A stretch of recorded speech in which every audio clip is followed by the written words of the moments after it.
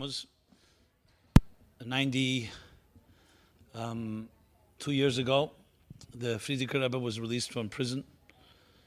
And as you all know, a major part of his efforts, which why he was arrested in the first place, and of course the liberation, was around chinuch, an education of children, tenekah shel beis rabban. Actually, an entire Mimer called the Kibla Yehudim, that year, Tafresh Pezai in 1927, that the Frierdiker Rebbe said in Moscow, where he talks very strongly about the importance of being Moshe Nefesh, sacrificing and doing everything possible to preserve the integrity of the education of our young children, because our young children will be our future adults and future leaders. You can look up the Mimer. I'm not going to go into that. I just wanted to connect it to this day's opportune time to talk about this. But it's interesting to note, and maybe this is a good segue, that even though the Rebbe, the Frierdiker Rebbe, and all the Rebbeim were Chabad Rebbeim, and their primary way of teaching was through Siddhis, and yet when the time came, because they were also true leaders, they had to defend and protect, even when it came down to the education of little children, which you can say maybe is not necessarily related directly to learning Chassidus, because that age doesn't yet understand Chassidus, and yet it goes hand in hand. And I think that's a good way to segue into what I will be speaking about, and that is that Chassidus is not just an optional part of the Torah, not just another part of the Torah, but actually is the soul, the neshama of Torah. And if you don't have a neshama in Torah, we all know a body without a soul is called, I don't want to sound morbid, but it's called a corpse. And the same thing is in Torah. And once the Rebbeim, starting from the Baal Shem Tov, and then later, the Magid, the Mizritcha Magid, the Alter Rebbe, and the Mittler Rebbe, and the Tzemach Tzedek, the Rebbe Marash, the Rebbe Rashav, the Frierdiker Rebbe, as I just mentioned. And our Rebbe, what they did was made it into an entire comprehensive blueprint for how you teach this neshama of Torah to all people of all ages, men, women, and children, and how it's a vital component, as I said, not optional, but actually necessary for the survival of the Jewish people. Because nothing less than that would be a reason for the Rebbeim to have such dedication and spend so much time in writing and delivering Chassidus. So even though most people who learn Chassidus or open up the books, find it abstract and inaccessible, but this is what the Rebbes did all day almost. If you look, disproportionate to everything else was their teaching, writing, delivering Chassidus. So you have to conclude from that they saw that as the single most important thing that you could do for the Jewish people and for the Chassidim. You could think, why didn't they just have a lot of yechidus, parents, singles, everyone who had their issues, whether it was educational issues or others, just come see the Rebbes?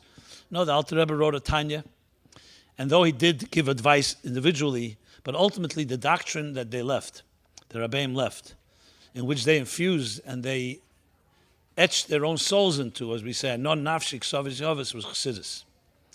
So what we conclude from that is that Chassidus has in it directives and guidelines that address every aspect of life, and we're focusing now is primarily chinuch, education, and especially education of our children.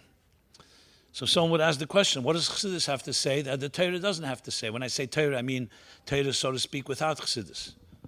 I'm going to address that, and above all, how you can take from Chassidus and glean from it exactly what the Rebbes, the Rebbeim wanted, which is how you turn it into a viable and practical guide, teaching us and educating us and empowering us with the ability to educate our children, infuse them, and literally shape their lives into what God wants of each one of us, what the Torah expects of each one of us, what the Rebbeim expect of all of us. So I think the first step to begin, before we get into some specifics, which I will get into, is what is Chassidus? What is Chassidus? You know, many of us may think that it's a given, everyone knows what it means. I would submit, no. I've talked to many, many audiences. I'm not talking about secular audiences and people who never heard what Chassidus is. Even our own community. Very hard. What is Chassidus? Is it a doctrine? Is it study? Is it scholarship? Is it action-based? Is it educational? Is it a curriculum? What is Chassidus exactly? Besides, of course, we all know the prerequisite part, as I said, the neshama of Torah, and that it consists of a lot of information and teachings. But what does it teach? What is its essence? So the Rebbe actually has a kuntus that you may be familiar with called Inyana Shel Torah Chassidus, where he begins with that question. It's based on a talk the Rebbe delivered Yutes Kislev Tafshin Chavav, should be approximately end of 1965. It became a whole doctrine, a whole booklet. The Rebbe edited it, and it became a core, essential teaching of what Chassidus is. Just giving a source. I'm not going to obviously review everything there. It's pretty in-depth. But the way I would put it in simple English, without relying on Hebrew words, and as we shall see, that the real way you appreciate Torah B'chlal and Chassidus specifically is when you're able to articulate it in simple English, that someone it's not prohibitive, and someone not need to know the Hebrew language or even Torah language, because that alone already means it's limited only to those that speak that language. To speak in simple English, what Chassidus is, the best way I can articulate it, based on these sources that I just cited and more, is this. Chassidus is a comprehensive blueprint, essentially a guidebook of how to live your life to the fullest, living up to the mission for which you were created. And that mission is that God sent you to this world, sent your soul to this earth, to some way transform your corner of the world, not just to be a taker, but to be a giver, to use the skills and skills and gifts that we were blessed with and opportunities to make what we call dir b'tachtenim, a home, a divine home from a material corner of the world in which you live. So that's a general mission for all of us, but each of us does it specifically through our unique opportunities or places we live in the world and our particular skills. So if we could say, what is the objective of a Chassidish school? What kind of students do you want to produce? So if you go to a public school, Havdil, or a school that's a secular school, they'll say, the best schools will say, their objective is to educate the children to become students that can go into Ivy League colleges and get the best possible jobs, whether it's in medicine or law or accounting or science or whatever it may be. Some will also add character development, making them into people who will be productive citizens. What would be the mission of a Chassidish school? What would be the end product? If a parent came to you and said, tell me, what's the end product? What do you expect? What's the dream you would like? Obviously, there's no guarantees, but what is the school trying to do? The answer would be, is to shape and influence the child to be a passionate and productive, proactive Jew that will not just be committed to building a family, but also committed to in some way change their community and the environment in which they live. With what? With godliness, with what the God expects of us, meaning whoever they meet. That's a very admirable objective, and it's one that you may not hear if you asked another school, which is not even a frum school, that may not have Chassidus in it. They may say just to be a Shomer Torah mitzvahs, or to prepare for a big share in the world to come. Well, here, it's not that way. It's very clearly, it would be the words of the Rebbe Rashab that the Rebbe quotes so often, that we're all Yetzel, Kol Yetzel Melchemes Beis David, and this is for boys and girls, to go out in a spiritual war, a spiritual battle against the selfishness and egotistic nature of materialism, and to turn this world into a spiritual environment, a home for God, a garden, Basiligani, which is preparing the world for Mashiach, when the world will be exactly that, a world filled with divine knowledge as the waters cover the sea. And Lo Yi'eser Kol Ha'elam, the business of the world will be nothing but to know God. That means not that the material world will disappear, but materialism will not be an end in itself. In other words, making money won't be an end in itself. Careers won't be an end in itself. It'll all be a means toward some divine expression and divine experience in this world. In more, if you want to put it in more spiritual terms, a state of higher spiritual consciousness and awareness, but as it manifests in this particular world. Now, so you see, I didn't use the word Torah mitzvahs even. So you say, how'd you cut that out? Very simple, because Torah mitzvahs is the way to do it. Torah and mitzvahs are the tools. Torah is the books and the doctrine that teaches us what God wants of us, and mitzvahs is the tools of actualizing it. And if you want already the third pillar called prayer, tefillah, aveda, that's the emotional education, emotional training that helps us emote with God, helps us connect, which is what davening is all about. And these three pillars are the way that we actualize this vision and this purpose for which we were created. So now, if you set that in place, then the question is, okay, so what does Chassidus teach us in achieving that? And how can we translate that into really day-to-day practical curricula, courses, even behavior, guidelines? Based on that, what would be the guidelines of a good school and of a good teacher? How are they teaching? What are they teaching? And so on. Obviously, I'm not going to address curriculum per se as in what to teach and what exactly should be a curriculum. Every school has to determine that. That's not my expertise.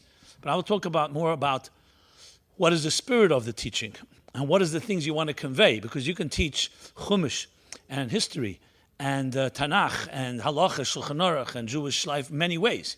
You can teach them as facts, a lot of information, and then in a way that's not even relevant to the person, or you can teach them in a way that is very relevant and personal. So it's not about the what we're teaching now, we're talking about how to teach, which is far more what Chassidus addresses. As I said, the soul. Because just like a body can't be without a soul cannot be without a body. So I'm not really addressing in this session what the body consists of Torah. That we all know, we should know.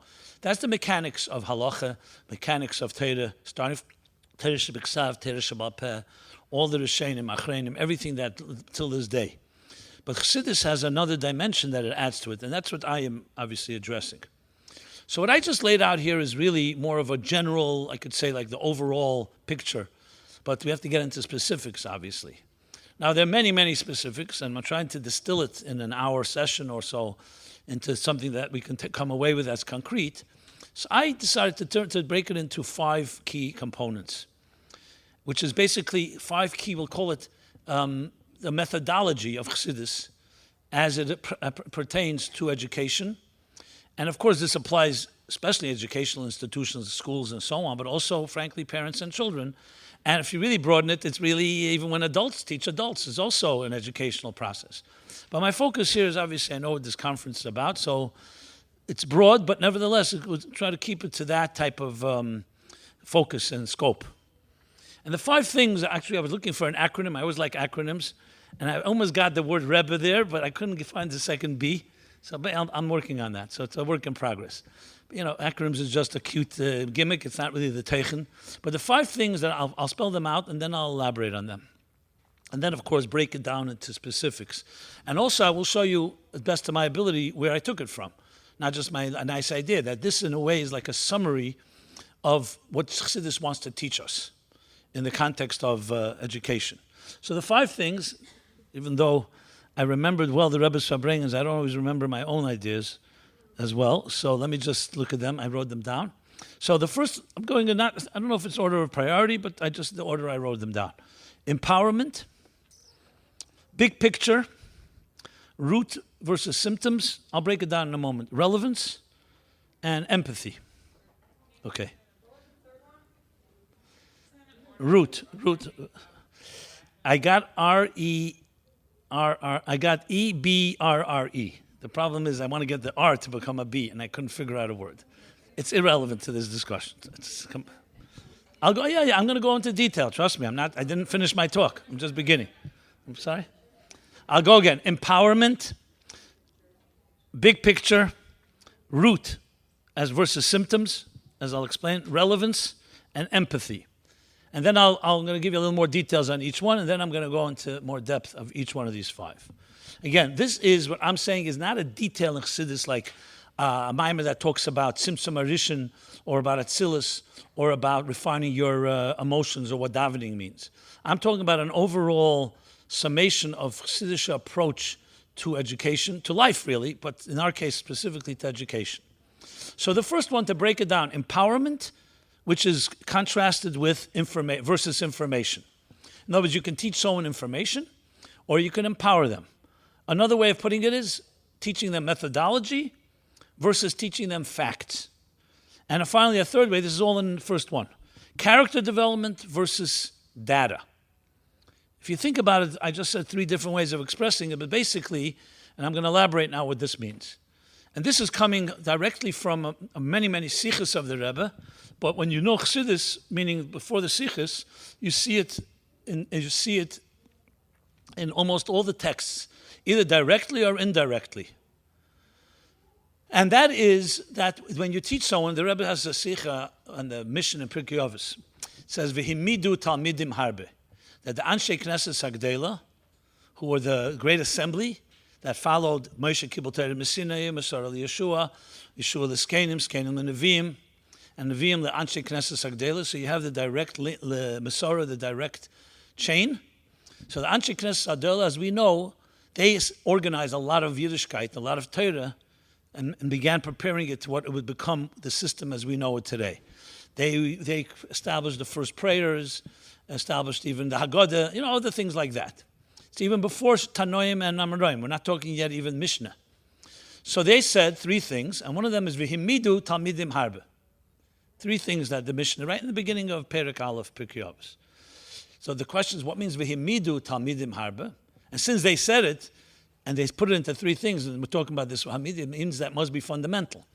Himidu is a strange word. It should say, V'chinchu talmidim harbe. You should educate many students.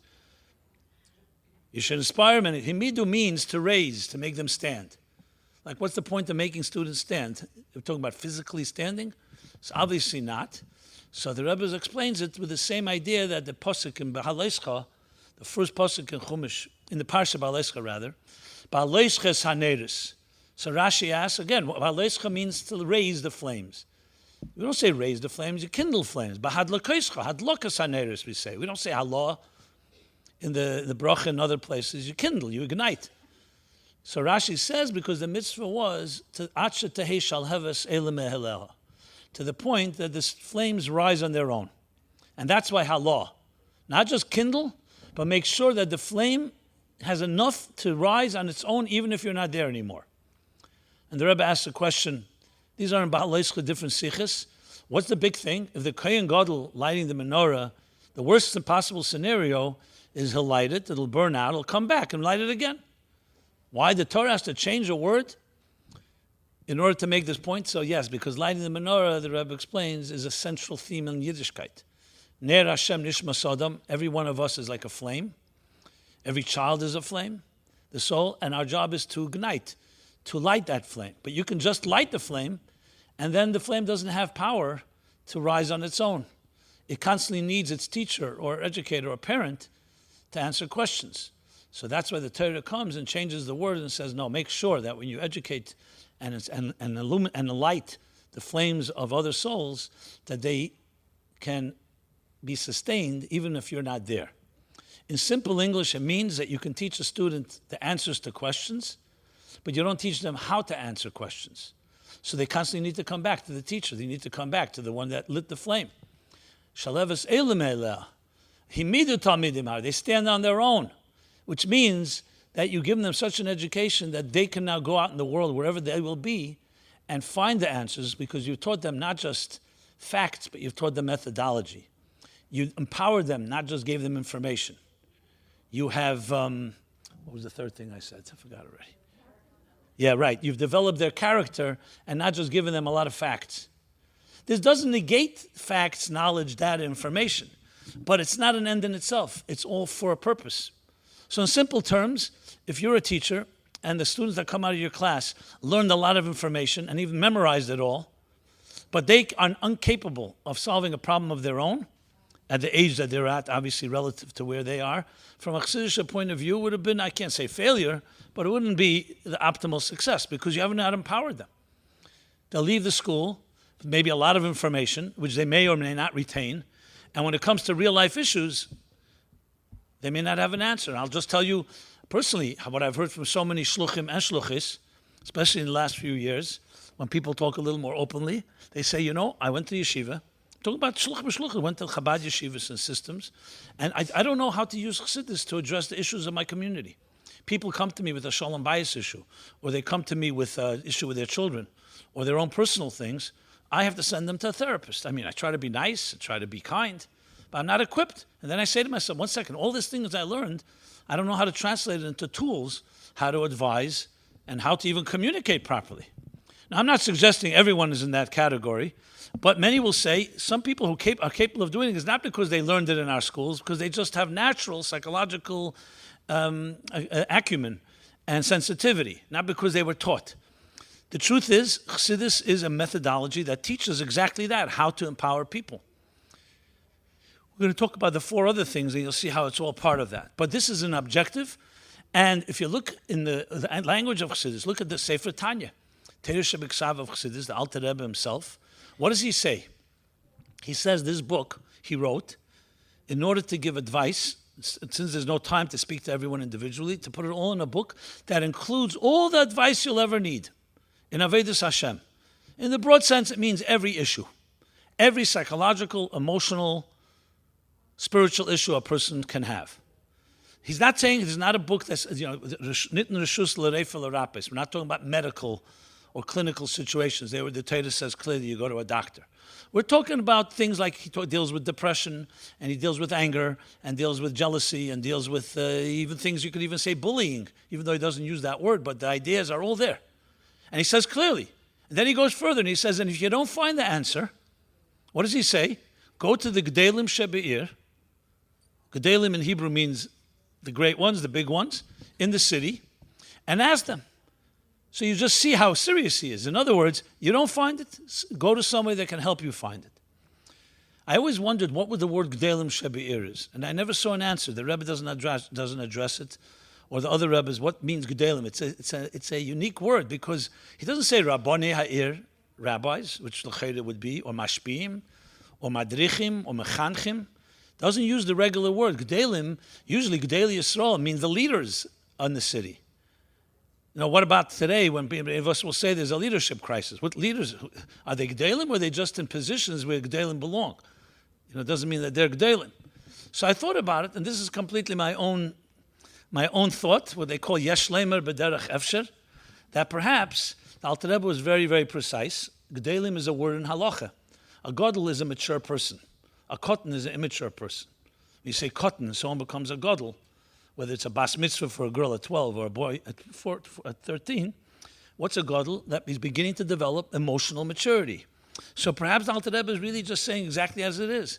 I'm not talking to you to go to rabbis or to scholars or to book smart people. Go to emotionally astute, emotionally mature, intelligent people, what they call today emotional intelligence. Because you're looking for answers that address our personal issues. You don't find it directly in Tanya, so that's the way to do it. So if you look at Chassidus like that, it changes the whole picture. It's not just a book of mysticism or a book of spiritual ideas and abstract ideas. It's actually, as the Alter Rebbe said, L'kutei Amorim, L'kutei Eitzes. It's a book of advice. I know it sounds almost like simplistic. The Alter Rebbe wrote a self-help book, a book of how-to advice, but he calls it eitzes. You give me a better translation for the word eitzes. Now, the Mimer of the Alter Rebbe in Likutei Torah, and the Rebbeim does not necessarily say it's eitzes only. There is a doctrine, but the Alter Rebbe Tanya, he made it very clear. It's eitzes. Within the eitzes, the Alter Rebbe is a ben Torah, like the Alter Rebbe, a gadol b'Torah does not just write advice. So it's completely surrounded by Torah and scholarship and so on. But the end of the result of it is advice. If you think of the first book of Tanya, the first 52 chapters, is essentially in one word, you could say, who is a human being? What makes us tick? The two souls, the battles between good and evil, between selfishness and selflessness. And how do you deal with that battle? How do you overcome it? How do you develop self-control? How do you develop and access the inner soul that's inside everybody? That's really what I just said sums up most of the Tanya. I know it sounds simple because the words I said are simple. How to do it is not that simple. But that's what the Alter Rebbe does. He explains what makes us tick. We have two voices inside of us, and who does not have that? Every one of you, every one of us, every student, every child from birth will have two voices.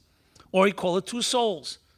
I'm specifically using this language because to demonstrate that the same Tanya that we hear so often and become so lofty, yes, in Nefesh Halakis, Nefesh Habamis, as soon as you use those words, right away we go back into our default state of words that we've heard so many years, and we almost like dismiss it because we don't find it necessarily personally relevant. But when you hear, one second, it's the voice that we say every day to our children, whether in school or home, that you will always have two options. Are you going to be kind, or are you going to be selfish? Are you going to be giving, or are you going to take? Are you going to hurt someone else, or are you going to help someone else? That is, in simple language, Nefesh Halakis, Nefesh Habamis at work. Are you going to be impulsive, or are you going to be reflective? And on and on and on. So, the first thing we covered here, therefore, is not just a book. Tanya is not just a book of ideas. Rambam, for example, Mishnah Torah did not come to create an idea, a methodology, how to be a mensch. He came to collect all the halachas of Torah in one book. Everything from Hilchas Shabbos to Hilchas Beis HaMikdash to Hilchas Mashiach to Tumah and Tara, whatever you name it, he covers, we call the mechanics of Nigla, the Torah. In it, there's plenty of neshama there, and he alludes to it or writes to it. Chassidus, on the other hand, is a blueprint for life. It's a life manual. It teaches how the Torah, as I just said, empowers you, character development, and the ability to realize that you are empowerment. Was that I say all three things or not? I don't even remember. Okay. I think the point is clear. Okay. Yeah. And methodology, right. Let's go to point number 2. The big picture, which informs all the details of the small picture within Torah. Let me explain what that means. When you open up a Chumash, or for that matter, Torah Shabbat Peh, anything, so everything has a specific area. For example, you start learning Bereshis, so it tells you about creation of the world, what happened each day, then the story of Adam and Chava, Chet Tzadas, Pasha Noach. I mean, I'm not going to go through everything. I'm just giving you examples. Is the Mabel, Deir HaFloga, Tower, then the story of Avram Avinu, and the story of Yitzchak, and the story of Yaakov and their wives, and so on. Sarah, Rivka, Rachel, and Leah. Now, when you learn it regularly, even from as children, we learn them piecemeal. You learn a part of, number 1, it's our history. Number 2, it's our ancestry. And number 3, these great leaders or great people all essentially gave us a direction in life. Avram Avinu taught us the concept of chesed. He was the pioneer of monotheism. You have Yitzchak teaching the path that he taught, Yaakov, and each generation. So when you teach it, if you were teaching children from the youngest age going older, you're teaching them the story, and then there's the context. The context, which means you start connecting them all, but you don't necessarily see a big picture here. You see a lot of details. Now, if you're a good teacher, you'll try to connect it. You'll say, listen, Avram Avinu, he lived maybe 3,800 years ago, but he presented a path that we're following till this day. And you put it connected. 7 generations from Avram Avinu would be Moshe Rabbeinu. And you connect the story of Yetzias Mitzrayim with Kriyas Yamsuf and Matan Torah. But what you're doing is slowly developing a story from the bottom up. What Chassidus does is gives the big picture, which then when you go back to these details, they become illuminated, like someone says, oh, that's the story. Like if someone were to say, what is the story of Torah in general? Before we even begin learning, I think the light was shut off there, by the way, in case you need more light here. But, yeah. So if someone said to you, before you start even the first class on Chumash, what do you tell children? I'm not right now not adapting it necessarily to 5-year-olds or 10-year-olds. I'm speaking to you as adults, and each of us has to do it. But what is the central gist? Why are we learning Torah? What is Torah? So most people say it's God's book. He gave this book to us at Matan Torah, and in it lies the divine plan that Hashem wants, what he wants of us. So then you start reading Chumash and start saying, 1 second, the first pasuk, Bereshis bara, okay, God created heaven and earth, clear. Let's go to the second pasuk. Va'aretz heisa toyev avayu, v'cheshach al pnei ha'tehim, u'ruach elikim merachefes al pnei hamayim. What does that mean even? Even Pshat is very difficult to understand. And how exactly is that part of the divine blueprint that God gave us at Matan Torah? Why is that relevant? You know, and then you go on, psukim after psukim, you'll find verses that are very easy to explain. Of course, v'haftarecha kamecha is a very easy one to explain how that fulfills God's plan. But you start dealing the details of Esav's grandchildren, or even things like the man fell in the midbar. Okay, it happened, it was a miracle. How do you put that into the context of God's blueprint for us? And we know the Torah is a blueprint. So the most used expression that Rebbe used in all the Siddhis, repeated more than any other expression, maybe you can guess what it is. I've already said it, so maybe you know. But many people say Hamaiso Iker, which is close. It was said a lot, but there's something even more than that. Torah Meloshen Hera. That Torah is from the word directive or guide. This is used by the Rebbe thousands and thousands of times, sometimes the same Farbrengen 10 times. Now, if you ask yourself, 1 second, how many times does the Rebbe have to repeat that? He said it once, now we know. But because this is the issue, the biggest bottom line that most of us miss. When I say us, I don't mean necessarily in this room. I mean when we learn Torah, you can learn the whole Torah and forget that it's a Hira B'chaim. It's a lesson in life, including the second pasuk, Tohu V'Vohu, including things like the man, including even seemingly obscure details about Mitzvah or other things. As I said, V'ahavta L'Recha Kameich is the easy one. Last is Zdaka and Mishpat, that Avram did Chesed, and Zdaka and Mishpat is also easy. That people paid a price to be good people, but there's so many other details. And basically 99% of the Torah, if not maybe a little less, 95%, seems, yes, it's all divine. But what do you think is the lesson? And I can tell you a personal experience. I went to the yeshiva system, Chabad Central, Temchet Mimer Lubavitch, established by the Rebbe Rashab himself. And you know something? We learned Chumash. It was quite boring. We're in the mood as children are. Sometimes you listen, sometimes you don't. But it was never brought alive. Yes, certain psukim are very interesting. As a matter of fact, the things that we were most excited about was the Rashis that the teacher chose to skip. That's where we went and then digging, you know. But the other stuff, as I said, I can't say it was a turnoff, but a lot of it was quite boring, and no one even made a statement. I'm not saying everything had to be taught with what is exact Torah, but if it was even stated that every verse has a secret to life, let's say, has a method how to address issues. The world was covered in darkness. You know something? You can explain that pretty soon. This is what Chassidus do. Darkness, yes, everyone begins their life in darkness. We don't have knowledge. We don't have information. We don't know what's right and what's wrong. And then the Eibishter says, here is light, here's clarity. Just a simple thing like that, which is actually a sikha from the Rebbe in Kutei Sichos Chelik Yud. So what does Chassidus do? It takes the whole Torah and gives you the big picture. Torah is a Hira. In Medrash it says Torah is a blueprint for life, which means the Eibishter created like an architect, uses a blueprint. So it means everything in life you can find and trace the Torah. And more than that, like an operator's manual, in the Torah you'll find directive and answers to what? To the creation that God created. So think of it this way. Here's a machine, and you can explain this to any child. You come home with a new computer, or with a new appliance, or with a toy, whatever it is. Now, how do you know how to use it? How do you know how not to destroy it? It always comes with an operator's manual. It says, make sure to take care of it, do this, don't do that, don't put it in water, clean it. Here's how you use it, change the batteries, whatever. The Eibishter is the engineer of existence, created all of existence, including us. We're the machines. The world is one big machine, or organism, or whatever term you use, and he gave us an operator's manual of what makes it work better, and what damages it. And every mitzvah sesa, la'avda or l'shamra, when Adam and Chava are told, la'avda means here's what you do to make the world work better, and l'shamra, protect, is le'sesa, what to avoid, not to be destructive. Everyone can understand that. And when you speak in that this language again is not my words. These are words from Siddhis and from Mimer. When they speak, what is Torah? That's how they describe it. And in Tanya as well. However, again, remember, Chassidus is also couched within Lashonos of Chazal and a lot of deep ideas of Kabbalah. So sometimes it's hard to glean and take out of it the simple message. But it's right there. And once you have the big picture, what Torah is, then you start seeing how every detail will fit in. I teach every morning a class in Ayin Beis.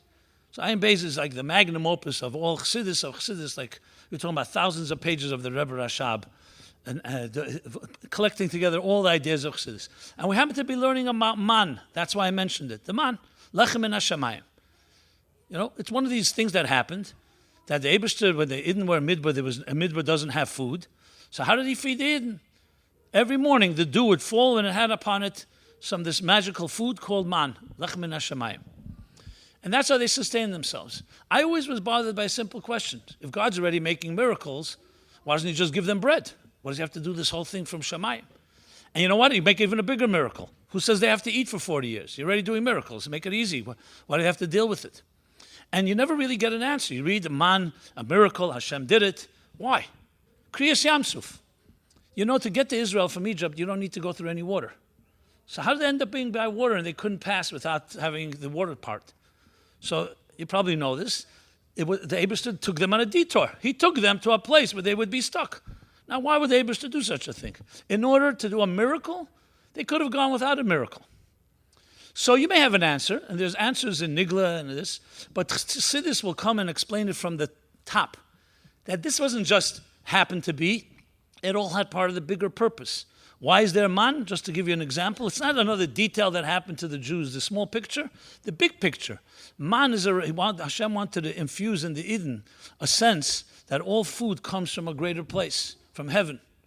That when they would go into Eretz Neshavos, into Israel, and they would do plant and grain, and have bread from earth, they would know even bread from earth really originated from heaven. They should never forget that this material world is sustained from a higher place. I'm giving this simple explanation. Chassidus and Ayin Beis, it's a lot deeper than that. But basically saying that we have a connection to the highest transcendent levels. So to sum up, what Chassidus does, it gives you the big picture, and it could be explained to children, to adults. Obviously, everyone in their terms. A bigger picture means what's the overall, overarching or undercurrent of Torah.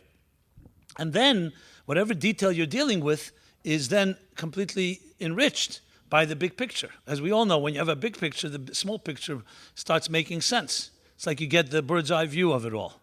So that's item number 2, that is directly a type of thing that Chassidus contributes. Okay. Number 3. So this is called roots versus symptoms, preventive medicine versus remedial medicine. Okay. You see a lot of R's because I was working with the R's, So you probably, I even saw, I think for this conference, they gave out a letter that was just recently discovered from 1970, 86, 87. And the Rebbe speaks about it very openly, but it's in many places. The difference between remedial or therapeutic medicine, that he calls it, symptomatic, and preventive medicine. Now, this isn't a small matter. This is fundamental. So when you address a problem, you can address it based on the symptoms. Someone has a headache, you get an aspirin or an Advil or whatever it is that they use today. You have a little cut, God forbid, you put on a Band-Aid. These are remedial interventions. They solve the problem for the moment. And frankly, if it's a superficial wound or superficial pain, you can get rid of it, and that's it. Weiter. However, if it's a deeper issue, we know remedial is not going to last. You may need it for the short term just to stop the bleeding or just to get rid of the pain and headache, but there may be a deeper rooted issue. God forbid. We all hope not. Even deeper than rooted, so when you want, what do you have to do then? You have to then get to the root. You have to figure out what's the cause. Why is this person keeps bleeding? Why is this person constantly feeling pain? So you can get rid of the symptoms and not really resolve the issue. But then there's something even deeper. We'll call it preventive medicine. That you don't even have to deal. You've already dealt with the root from the outset. You don't have to wait till there's a problem and then either solve it with symptomatic means or with root means. You prevent it in the first place. You educate or you train someone in a way that they behave that never happens in the first place. Simple examples that you have in daily life: brush your teeth properly with fluoride, etc., etc. You will prevent cavities. Doesn't always mean a guarantee, but it definitely adds to lower the risk. Eat the right foods. Don't smoke. I mean, I can go on and on. Create certain environmental and dietary and hygiene and exercises in a regular way from a young age, so that automatically will prevent a lot of problems that come later. Well, let's talk psychological now, where it gets much more complicated. Psychological also, there are remedial approaches and there are root approaches. Person's feeling down, they're depressed or sad, or something else is not motivating them, they don't feel something. So when you're a sensitive parent or educator, you notice it. Now, it could be something symptomatic, which means something maybe just happened and you get over it, or unfortunately, it can sometimes mean there's an indication of something deeper going on. You know, they say today, as soon as you see a child, some type of change in behavior, like they don't eat, or not sleeping, or waking up early, you don't ignore such things because it's usually a sign of something. Now, it could be sometimes it's a short-term thing and you just can resolve it, but sometimes something else has happened. And if you're sensitive, as I said, you catch it. That is dealing with the symptoms or dealing with the root. But then there's a whole approach of a preventive approach. What does it take to educate a child in a healthy way that will be the best approach to minimize the risks of life? We all will deal with the challenges of life. That we cannot avoid. There are things that happen that are not in our control, whether losses, death, God forbid, disease. The things that we can't do anything about. But how you cope with them, that we can do a lot about. So what would be, if someone were to say, what would be the key ingredients to give your child or student the best fighting chance to deal with whatever will come their way? Again, we can't predict what will come, but you can be prepared for what will come. Now, if you ask an average frum Jew about this, Torah mitzvahs, many will say, do Torah mitzvahs. The Eibishter said, learn Torah and keep mitzvahs and daven, and that will protect us. Follow the Torah, and the Eibishter will take care of us. But first of all, we see that doesn't always work. Second of all, more importantly, are we actually doing Torah mitzvahs correctly? Who says you're doing it right? Just because you feel I'm going to do the Torah the way you're doing it. I know many dysfunctional people who are very frum people. As a matter of fact, it's sad to say this, but I can tell you that a dysfunctional person who's frum is usually more problematic than a dysfunctional person that's not frum, because they dress it up in the frumkeit. And the religion itself can be an addiction. And they think my religion is protecting me. And they don't even look at it. They say, what do you mean? I'm doing everything right. I'm eating kosher, tas mishpacha, kasher, Shabbos, and everything. So what's the problem? And they think that because they're doing all that, they don't have to address personality issues, conflicts, and so on. I've seen this many, many times. I know a couple that came to see me, and they were having shalom bayis issues. They come from two different countries. So besides everything else, they had cultural differences. And they told me something very interesting. They said, look, we both became frum later in life. They met after they were both frum already. And we thought, hey, we're doing, all the mashpiyim tell us, be frum and everything will resolve itself. So they keep Shabbos and kashrus and they're medayik, and every time they have shalom bayis issues, they add more mitzvahs and more hidurim. They say it's not helping.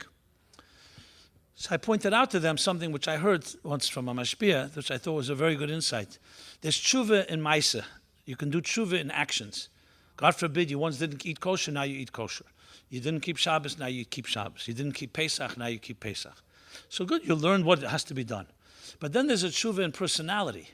Just because you became a Shomer Shabbos does not mean your personality changed. You may still be a very judgmental person. You may still be a very stingy person. Your parents are your parents, and how they dealt with challenges is what you'll do. If your mother yelled and had a tantrum every time there was a crisis, most likely you'll do the same. Just because you started keeping Shabbos, that doesn't mean that your personality changed. So I told them, now you have the real work. The real Baal Tshuva work is you did Tshuva in Maisa. Now you have to become like the rest of us, which is the hardest work, is to work on your personality. And that's not, Tshuva doesn't change. That's tzaddikim as well, or I should say Bali Aveda and Bali Tshuva have that same issue. It's a better way, because tzaddikim, we know, it's like someone once at a table said, I'm looking for a shidduch. So someone suggested, they said, I don't want a Baal Tshuva. So he said, well, the only other option is a Bal Aveda, The thing about tshuva or a tzaddik, especially a tzaddik from Tanya, you're not finding that so fast. Halavaya Beinani, But the point I'm making here is that what Chassidus does is addresses this issue, not just that you do technically Torah mitzvahs, that you also understand the spirit of Torah mitzvahs. You can keep Shabbos and not be a Shabbos-dika person. You can eat kosher and not be a kosher person. What I mean by that, kosher in behavior, in menschlichkeit, and so on. So just because you do it doesn't mean you have become it. Now that doesn't mean not to do it, but it means action without the neshama of it, which is the critical element in this point that I'm talking about, which is going back to, I'm going to talk about in the next item as well. Let me just see. Yeah, the root versus symptoms, preventive. So what's preventive? Preventive is essentially teaching children from the outset, not waiting for a problem. Now, I'll just give a few examples because this really requires a lot more elaboration. What's our time schedule? Why is it? No, fine. Around how much more? Half hour? 20 minutes? What? Oh, okay, good. I want to make sure I'm covering everything. I'm going to leave room for time for questions as well, but let me finish first the 5 points. So in this context, so the question is, okay, so what are some tips or some approaches Chassidus would offer us in preventive medicine, so to speak? So what can you do? What can you do for educating a child in the right way that it would be minimizing the risks, that give them a much more fighting chance? Basically, giving them the full set and arsenal of skill sets and tools that they need to deal with whatever will come their way. Remember, we spoke about empowerment in item 1, and we talked about methodology and character development. So this, in a way, connects to that, because that's what you're... So what would be a few principles? So first of all, if Tanya was translated into simple English as a type of, I don't want to call it preventive medicine, but a type of book that gives us the guidelines how to deal with life, that would be, of course, a tremendous tool in what we're talking about here. No one, I don't think, has ever really done that, taken Tanya and turned it into, let's say, a manual for educators, how to educate our children based on these principles, because it would have to be an adaptation, obviously, because Tanya itself is so dense and has so much information. Something has been done? I'm sure there's more to add, but I've seen that Steve Freeman has written, I don't know if it's come out in the book yet, but by the door, he has something called Tanya in Simple English. No, I've seen that, but that's not education necessary. That's just basically taking the principles. Yeah, that has been done by quite a few.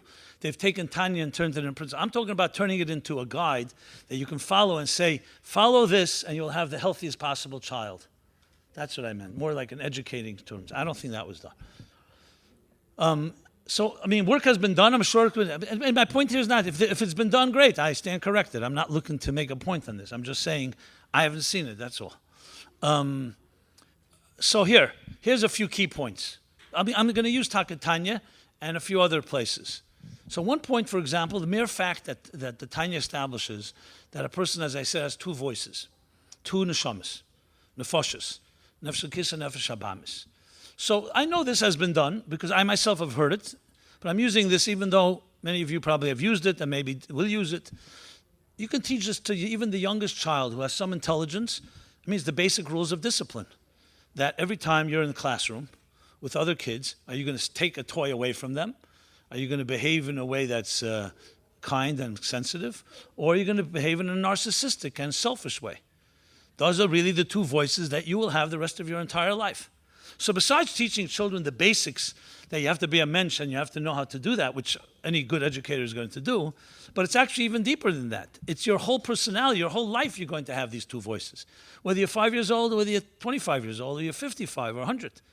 These are the two voices, the two souls that each of us have in this life. And even knowing that is already empowering. Because you know, next time that something comes up that's like challenging, you can say to yourself, here we have my voice. I remember when I was a kid in yeshiva, I was like, young teenager, 14, 15. So there's a guy who would always come late in the morning.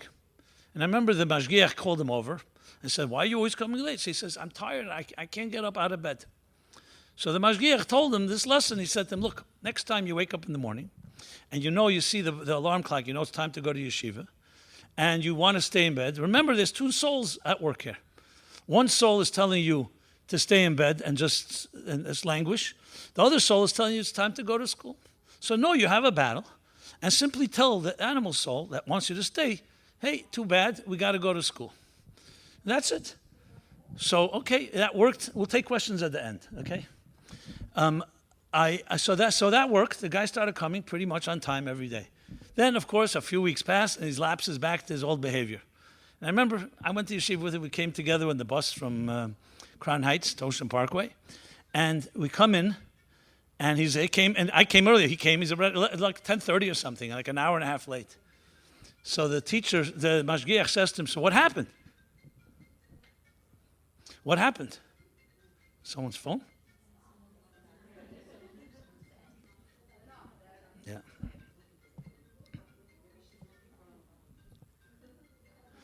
Okay, so the mashgiach says, what happened? He says, you predicted everything perfectly. I woke up 7 o'clock in the morning, and the two souls started fighting. This one said, stay in bed, and this one says, go to school. And it took an hour and a half for the divine soul to win. That's what he told him. Okay, so there you go. The point I'm making here is that sometimes, especially psychologically, when you know the dynamics at work, it's very empowering. Even if you sometimes fail and weak, but at least you know. It's not just stamazeh, you want to do something, you don't want to do something. Just to know. So the mere fact, like yediyah samach lechetzer refor, knowing the problem is half the cure. Knowing that you have two voices. Knowing that even before you are faced with a challenge, you will have challenges like this all the time. Should you join a machlekes and lashon hara, or should you not? Should you be giving? Should you be taking? I mean, the list goes on. Just knowing that is very, very empowering.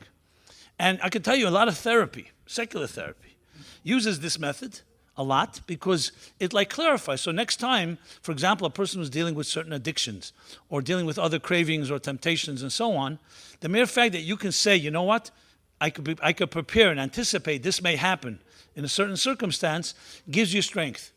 Do you always resolve it? No. But that's an example. So teaching our children certain things, that how we tick, that we have a nefesh elikis, nefesh abamis, and the language of the Torah, etched, whatever language you use, is itself very empowering. Another thing, and this is not an order of priority. Another thing, we all know, this is obvious, but I'll say it anyway, the nurturing. We know today, there's no question, that the single biggest factor that can prevent problems in life, psychological, emotional, and relationship issues, intimate issues, is how well nurtured you are and loved unconditionally as a child. And vice versa.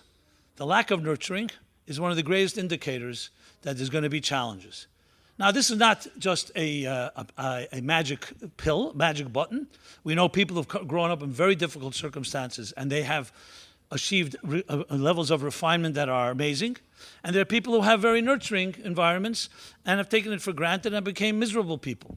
So this is not a guarantee in the sense of exact, but if you talk about maximizing the potential and minimizing risks, that nurturing, which is spoken about so much, but you only see it by people who actually do it. It's not done as much as we speak about it, which is the attention that we give our children in the point of chanech lanar al pi darkei, focusing on their uniqueness, not just that they're part of a herd or a group or even the rest of your children in your family or school or class.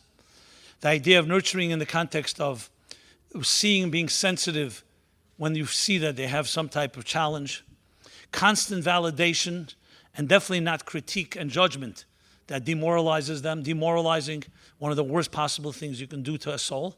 The Alter Rebbe even says in chapter 26 in Tanya, he says that's exactly his litmus test. How do you know when you feel bad about something that it's healthy or not healthy? So if it leads to being demoralized and you feel weak and you feel not motivated, you know it's coming from the etched hara. Even if it's correct critique, because it's like he says, it weakens you and you have no resolve to do anything about it. You can't wrestle because you feel completely demoralized. If, on the other hand, it's something that you feel motivated by, let's say you feel you did something wrong, but you feel motivated now to do better, then you know it's coming from a good place because the result is action, not paralysis. So that idea of creating children that even if there's something to criticize, something to challenge, but it's never through demoralizing and through judgment and critique that hurts their self-confidence. Because you undermine that, then as they grow older, they will constantly second-guess themselves. When decisions have to be made, they'll always have that possibility, maybe something is, maybe I'm not right, and undermine self-esteem. Now, you'll say, where's this in Chassidus? I just showed you in Perek Chavav, but there's a lot of places. I would say it's basically really, between the lines of almost any Mimer is about this. You were created in a divine image. You have, therefore, a unique mission. Hashem has given you all the keiches you need to do it. And as a parent or an educator, all you are is a gardener to make sure that the weeds are weeded and the flower blossoms. So a parent and educator that reinforces this message on a daily basis, in a very specific way, I would suggest, for example, when you say Moed Ani with your children, with your students, or Biyot Chav Kedruchi, and you say, in addition to what the tefillah itself, the actual translation, in addition to saying, I love you, you also say, God sent you as a gift to this world, and I feel blessed to be able to help you actualize and become who you should become, to become a true shliach or shlucha of the Rebbe, of Hashem, in this world. I made the suggestion actually a few years ago in an email, and I can tell you many parents wrote to me how it changed literally the way they communicate with their children, and the way their children started asking, what does that mean? What means a mission? Tell me more. And it became conversation. I'm just giving examples because, as I said, this is not a thorough workshop here on every possible thing Siddhis gives us. I'm really speaking about general principles and just some examples. So you're talking about preventive medicine? This is what it is. I have a feeling, without even a question in my mind, that when the Rebbe established Siddhis Hashem in 1980 and 81, in addition to all the other good benefits that it has, was the Rebbe saw a crisis in education, a crisis in dealing with children, in a world where parents are two jobs, don't have the time. And the Rebbe, in a sense, took children under his own arm to give them an additional reinforcement, spoke to them, empowered them. Siddhis, hundreds of Siddhis, danced with them, Simchas Torah, Lag B'Omer parade. It wasn't just a chinuch effort. It was actually to shape them. And children were shaped by this. They never forget this, the attention the Rebbe gave. The Rebbe was a busy man. And it reminds me back to Yud Beis Tammuz, Yud Gimel Tammuz, the Rebbe once said, Friedrich Rebbe was the Mesiris Nefesh for Tenekes Shel Beis Rabbon, education of young children. The Rebbe once said that the Friedrich Rebbe, who could have been busy with the biggest minds in the world and the biggest Evdim in the world in teaching Chassidus, compromised all of that to teach Aleph Beis to a child that has no Jewish education in America. That's the Mesiris Nefesh. So you're taking a Moshe Rabbeinu of the highest level, instead of working with the greatest scholars, it went down to basically create a Merkez L'Inyonei Chinuch, teach Aleph to a child, Beis, the love for God. What did the Baal Shem Tov do? It's amazing when you think about it. He wasn't even a school teacher. He was a bus driver, equivalent of today. There was no buses then. He walked children to school. He wasn't even the teacher. You could think that alone is pretty much. I mean, a person on that caliber spending time with kindergarten children also is quite a Mesiris Nefesh. But he didn't even do that. He walked them to school to be able to talk to them about Hashem. Baruch Hashem, make a bracha, how's your day? The Baal Shem Tov, that's how he began his so-called career. Okay?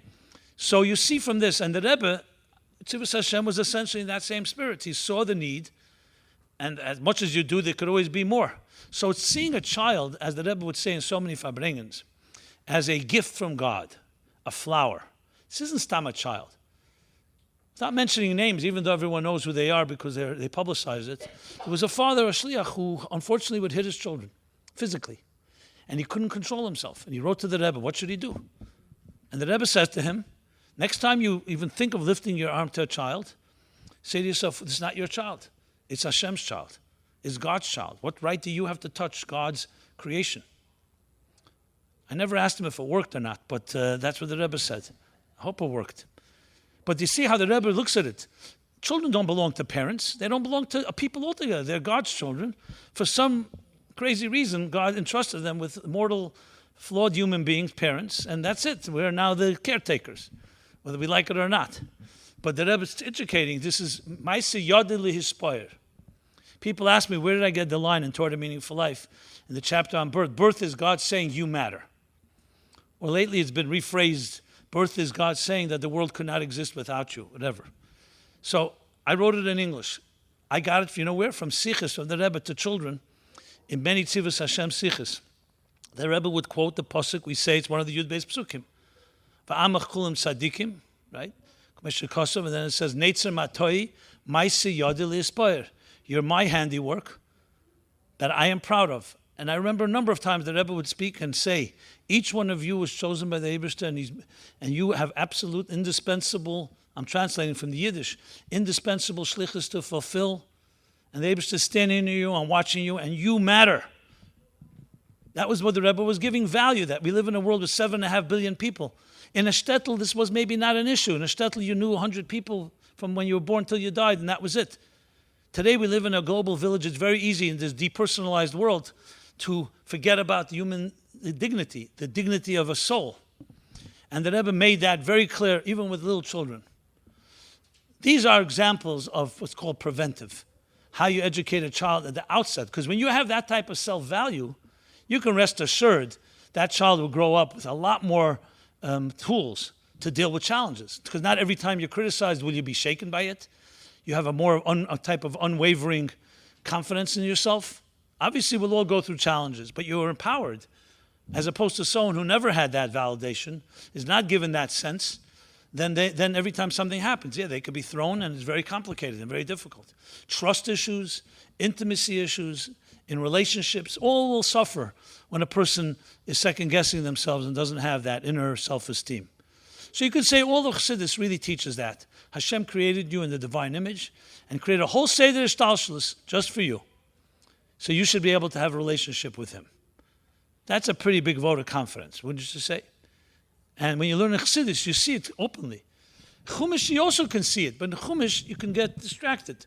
In certain places, the Pasuk says it. The Eibishter created the human being in the divine image. He went all the way out of his way to take the Eden out of Mitzrayim, Matan Torah. But when you learn Chassidus, then you look in Chumash and you realize that's, like I said, the big picture informs the small picture. So I can give some more examples, but I think that will suffice for now. Let's go to the next item. Next item is what? Is relevance. Okay. The truth is, a lot what I've said is pretty clear what relevance is. I mentioned before, Torah Meloshen Hera. That simply means relevance. So any detail in Torah you read, even things that seem completely irrelevant today. You know, someone will say, Mitzvah doesn't exist today. All the laws of Beis HaMikdash, the whole, almost Sefer Vayikra, most of Sefer Vayikra, tell me, what is its relevance today? Without Chassidus, you have no answer. You just say, you know what, we're reading about the Karbonis, and Kol HaEsek B'Teirus Ha'ela, everyone who learns about Karbonis will be Zeicha that will ultimately bring back the Beis HaMikdash HaShlishi. That's the most you'll hear. But Chassidus comes and takes every detail of Karbonis and Tumah and Tara and things that even seem to be completely not physically existent today and gives us the spiritual message and its lesson, the Hira B'Chaim. So when I was teaching Tanya many years ago in Beis Rivka High School, 12 graders, and since I had access to the Rebbe because I worked in the Siddhis, so I asked the Rebbe whether you can translate the words. The Sharblat of Tanya says that the Sefer is miyusad al what? On the pasuk Kikorev elecha adover me'ed, befichu belvavcha la'asesei, levayed hetiv, echu korev me'ed, b'derech harucha k'tzara, be'ezes Hashem yizbarach. The Alter Rebbe himself wrote those words on the cover page of Tanya, which is a rarity. You don't usually get the author writing the cover page. So he gave the whole purpose of Tanya. The question is, what does the word karev mean? Moshe Rabbeinu said it to the Eden. What does the word karev mean? So everyone translates karev as close. Karev, this thing is close to you. Now, what does close mean? Physical proximity? So look, you're in a place, let's say, you're sitting right near Aron Kodesh, or near a chumash, physically close. Is that what karev elecha means, that you're close to it? Obviously, that's not the right translation. So I asked the Rebbe whether you can translate karev as the word relevant, that it's relevant to you. So in other words, it's close in spirit to you. That's not necessarily the physical closeness. And the Rebbe circled and made a check, yes. So I have like a certain endorsement, the word relevant. Now you take relevant and now apply that to the whole Tanya. Then you understand the whole thing. Moshe Rabbeinu said in the last days of his life that this thing called Torah Mitzvos will be not rechekehi, it's not distant, le b'shamayim hi, not in heaven, le me'ever layam, not across any wide sea. Ki karev elecha, it's relevant to you. It's not abstract. It's not of a different time and age, ancient, archaic. It's from here and now, relevant to your life. But the Moshe never said how. He only made the statement that it is. Comes the Alter Rebbe and says, I'll write a whole sefer called Tanya to teach us how it's karev elecha, how it's relevant. And by learning Chassidus, basically, of course, starting with Tanya Torah Shebiksav, the written Torah Shebiksav of Chassidus, it teaches you exactly echu karev me'ed, how it is close to us, how it's relevant to us. So basically, this means that every line, every word in Torah, and of course every line and word in Chassidus is relevant. I saw recently a yechidus from the Rebbe, of Rabbi David Raskin. It's a very early yechidus in the summer of Tavshin Yud. That would be the summer of 1950. So this is like months after Yud Shvat, and the Rebbe did not assume leadership yet officially. So it's, and the yechidus is an interesting thing. I want to mention two things from there. One, he asked the Rebbe, what you learn Chassidus, you don't feel it affects you. What should you do? And number two, so the Rebbe answered on that one. He gave an example I never saw anywhere else. The Rebbe said that's like walking in the street on a sunny day and your eyes are closed. So even though the sun is affecting you, you don't see it. So Chassidus is affecting you no matter what. The question is if you recognize it or not. That was the Rebbe's answer. And then the second thing the Rebbe said, how to learn a Mimer, Chassidus. And the Rebbe said every word, the Rebbe said actually every chapter. When you finish a chapter, you have to always ask, what does it mean for me? Not besides what the Mimer tells you it means. What does it mean? And the Rebbe gave an example because they were talking about a certain Mimer. You're learning about the Milo of Limud Torah. So Chassidus talks the Limud Torah, connecting with, like he says in Tanya, that you connect Chachmos Shel Kodesh Baruch Hu. You're connecting with God's mind. Your mind is connecting to God's mind. All the different things about Torah. So fine, that's a beautiful idea.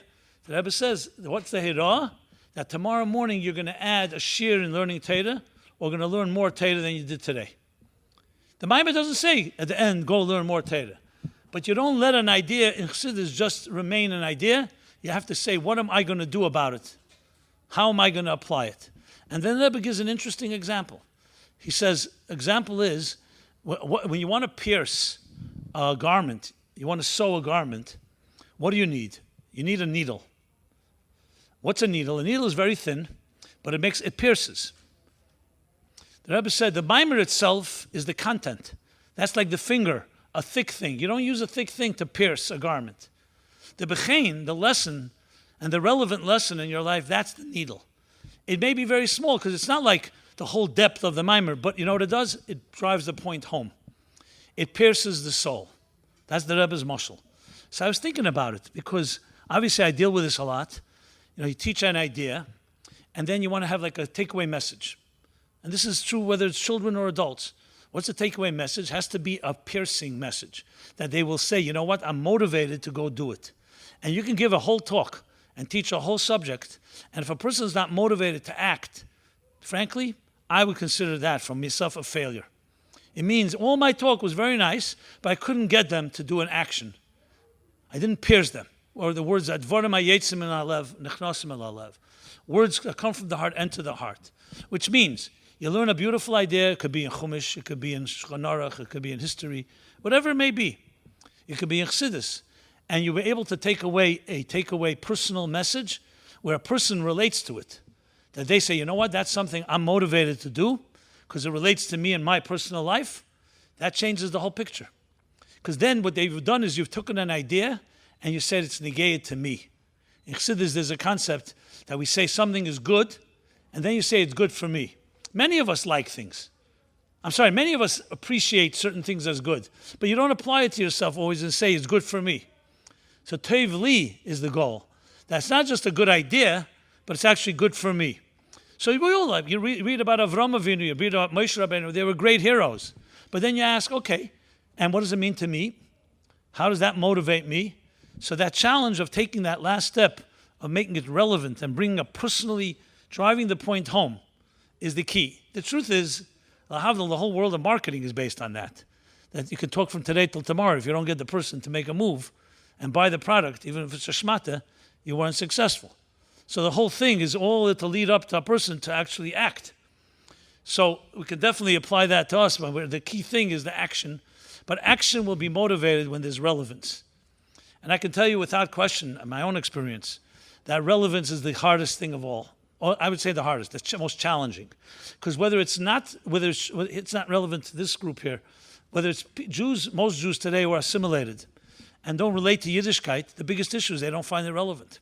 A Pesach Seder, I'll go because my grandfather's going to have a heart attack if I don't show up. Or I'll go because I'll guilt or my parents or whatever. But say, what's relevant? Yom Kippur is relevant to me. Shabbos is relevant. On the other hand, teach them relevance, and then you got them. Because everyone wants to do things that are relevant. If a person has a choice, I can go to the beach, or go have some fun, that's relevant to me. And what you're offering is just a burden.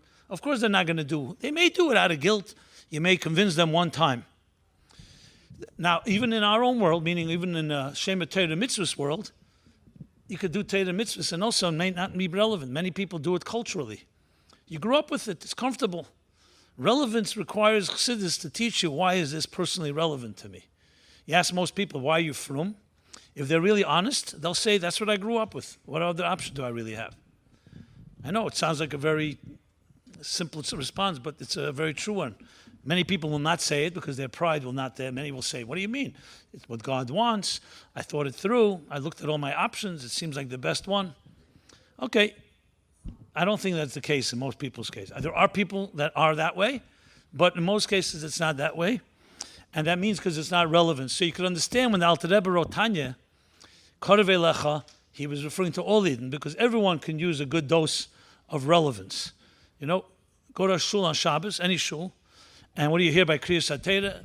The Baal Shem Tov is reading, and then the different people in shul feel it's their mission to correct every mispronunciation. It frankly always bothered me as a child. And I remember once asking my father, I was like maybe 6 years old, I said, what is this correcting? What difference does it make? He pronounced it, didn't pronounce it. So someone overheard me asking my father, and he says, this guy's going to be a troublemaker. What do you mean, what's the difference? The holy words of God. You have to say it exactly. So I said, I understand, but to me, then I saw the person doesn't really treat people so nicely. So maybe they're yelling at the guy mispronouncing because they like to yell at people, and here they just happen to dress it up in the garments of Kriyas HaTorah. So someone will say, why is he not so passionate about teaching everybody that comes into shul to understand the importance of the message of the Kriya? Why is it more important to him, the pronunciation? If someone will ask him, what's the lesson? Why should I even listen to the Torah in the first place? The guy will yell at him.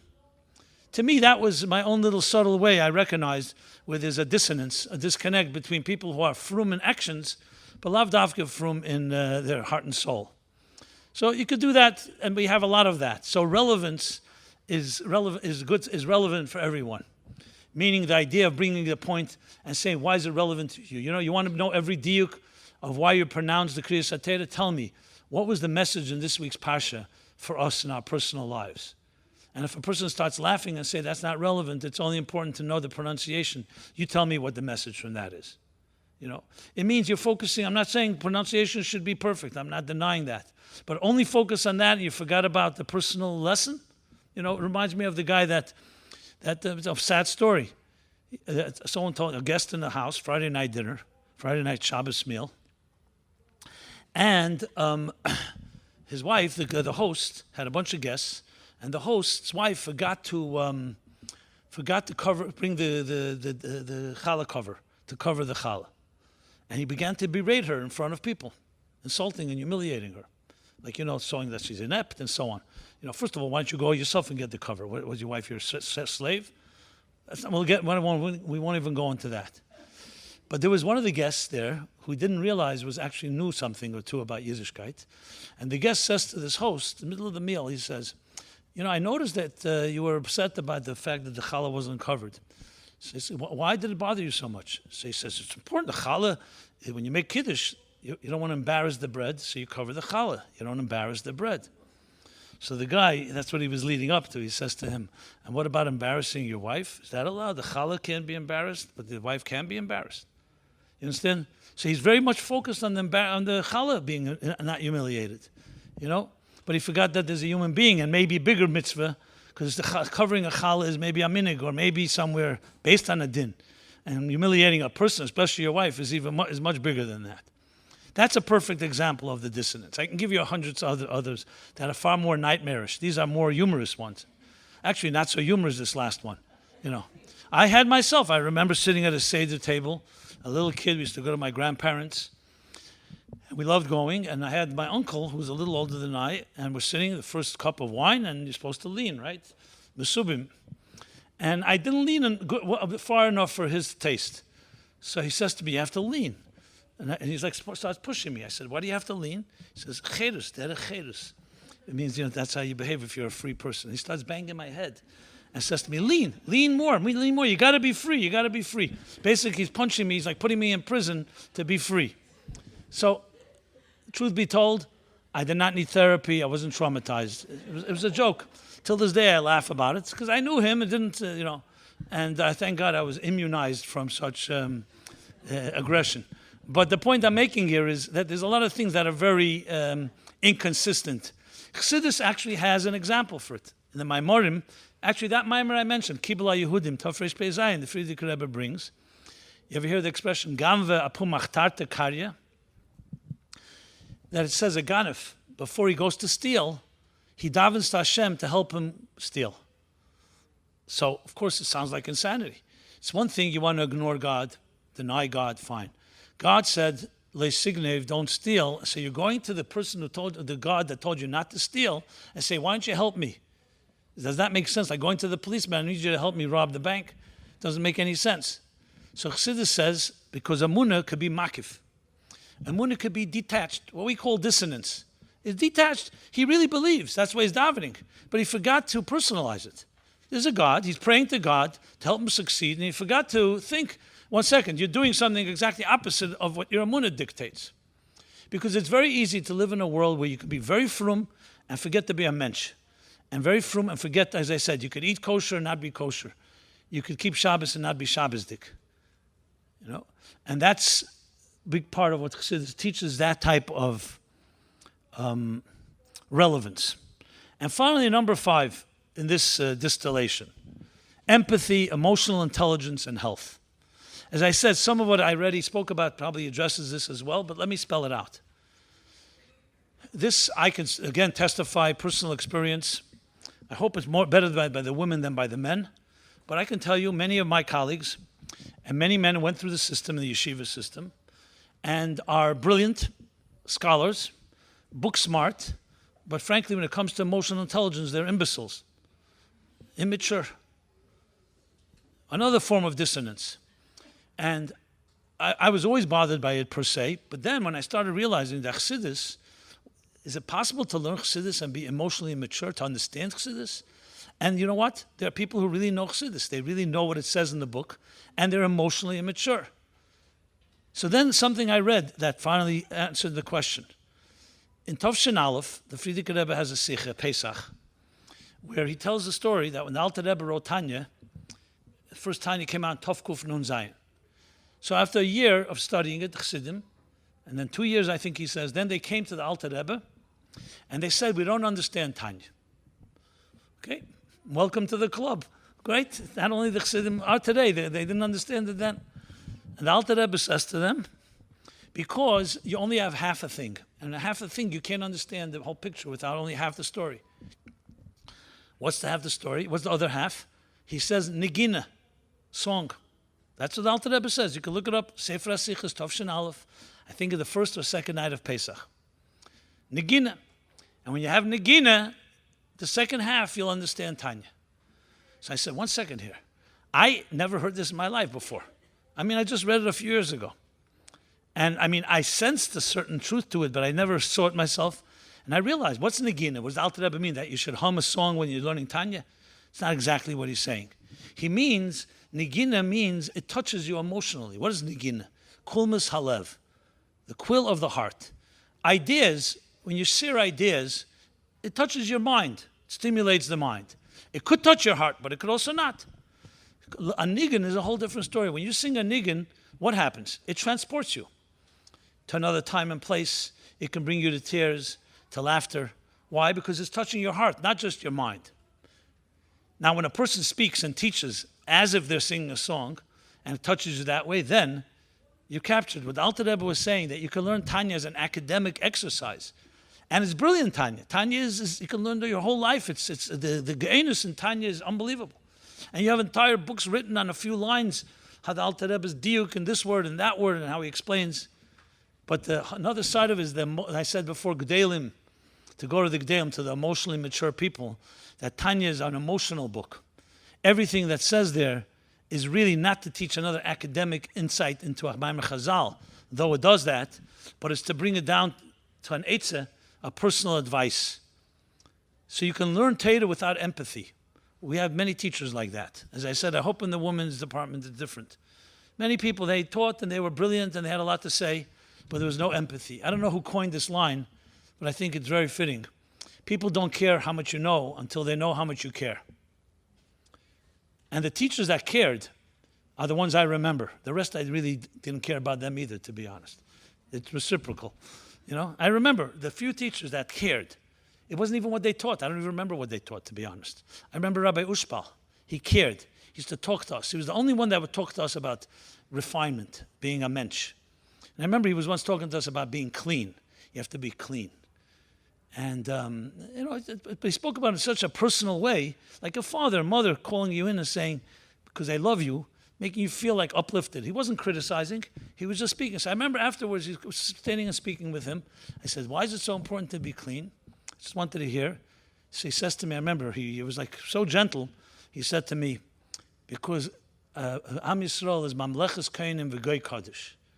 You're a kingdom of priests, a holy nation, a holy person has to be clean. He looked at my nails. He said, they should never have dirt under your nails. He brought it home to that extent. And you know what? I never do. My father was also like that, just for the record. Now you could say, where's the big Siddhis in this? Where's Avei law, Yechudei law? You know what? That's where it comes down home. It's personal. And there's a care involved. And what you teach, you care. And even if you have to fake it, I would say you shouldn't fake it, but with the Rebbe, you hear about the Rebbe. What is the thing most people say? They looked at me and like no one else was there. He gave me the time of day. But I'm not even talking about the Rebbe's directives and the Rebbe's brilliance and scholarship. I'll never forget, it was Tov Shenun, Rosh Sukkos. You know, Sukkos, if some of you remember, when the Rebbe spoke every night, Sukkos, the 770 Sukkos was packed, 10,000, wall to wall. It was the first night of Sukkos. The Rebbe walked to his place after Mimer to speak. I stood right under the Rebbe because it was my job, part of the group of people to remember. Mamish, like inches away. The Rebbe was up on the bima, and I was standing on the ground, and the Rebbe's looking around. Everybody's waiting. It doesn't start speaking. And no one knew what's going on.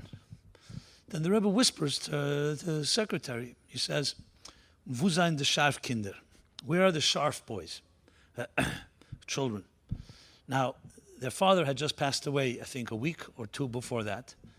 They say, I don't know if it's true or not true, that he wrote to the Rebbe because he had Yana Machla, and he wrote to the Rebbe to take care of his children. So here we have 10,000 or more people in the shul, Sukkot night, and of all the things that Rebbe's thinking about, where are the children? Now go find children Sukkot night in 770, right after Ma'ariv. It's like a needle in a haystack. Who knows where they are? But they started searching. The Rebbe would not speak. He did not speak. Suddenly, the next thing you see, 3 little boys passing on, like this, like they would do, because there was no room to walk.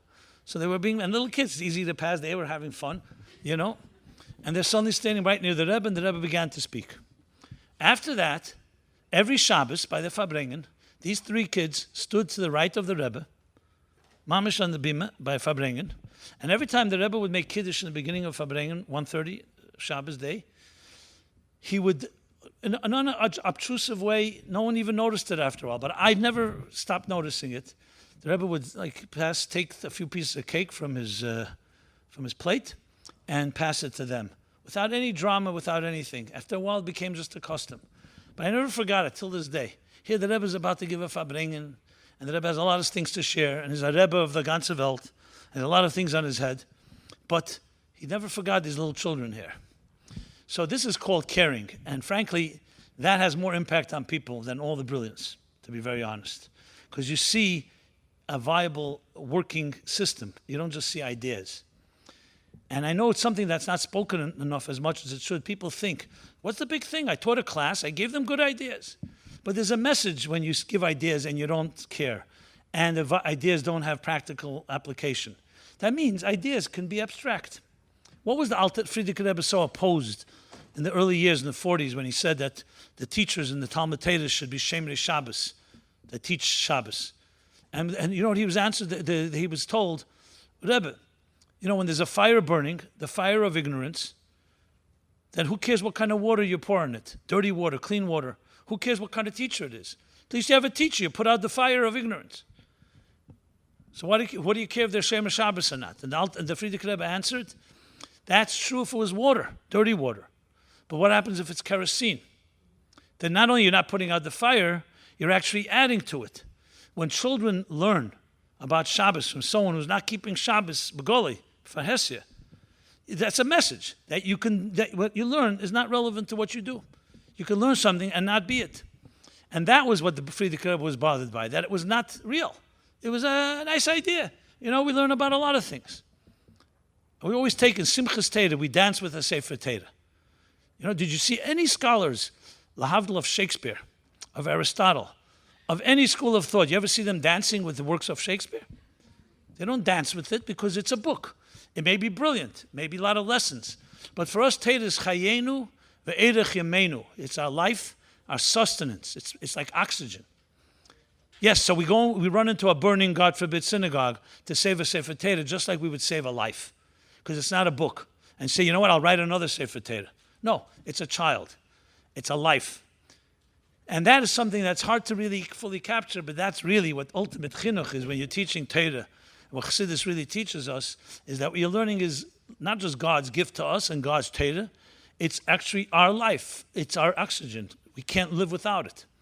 And it's indispensable, and it's all the other things I spoke about. So there is I would say, a summary, a little of how I would distill and say what Chassidus adds and how you take Chassidus and apply it to our lives. Obviously there's so much more to say. I have a program, as you all know, Sunday night called My Life Chassidus Applied. I just did episode 268, and the questions keep on coming. So there's plenty there, which I didn't repeat here because that's accessible. But it's all based on these principles. It's taking Chassidus seriously and applying it to our life issues in a way that's caring. Let's go through the 5 things just briefly. Yeah, I still have to memorize it.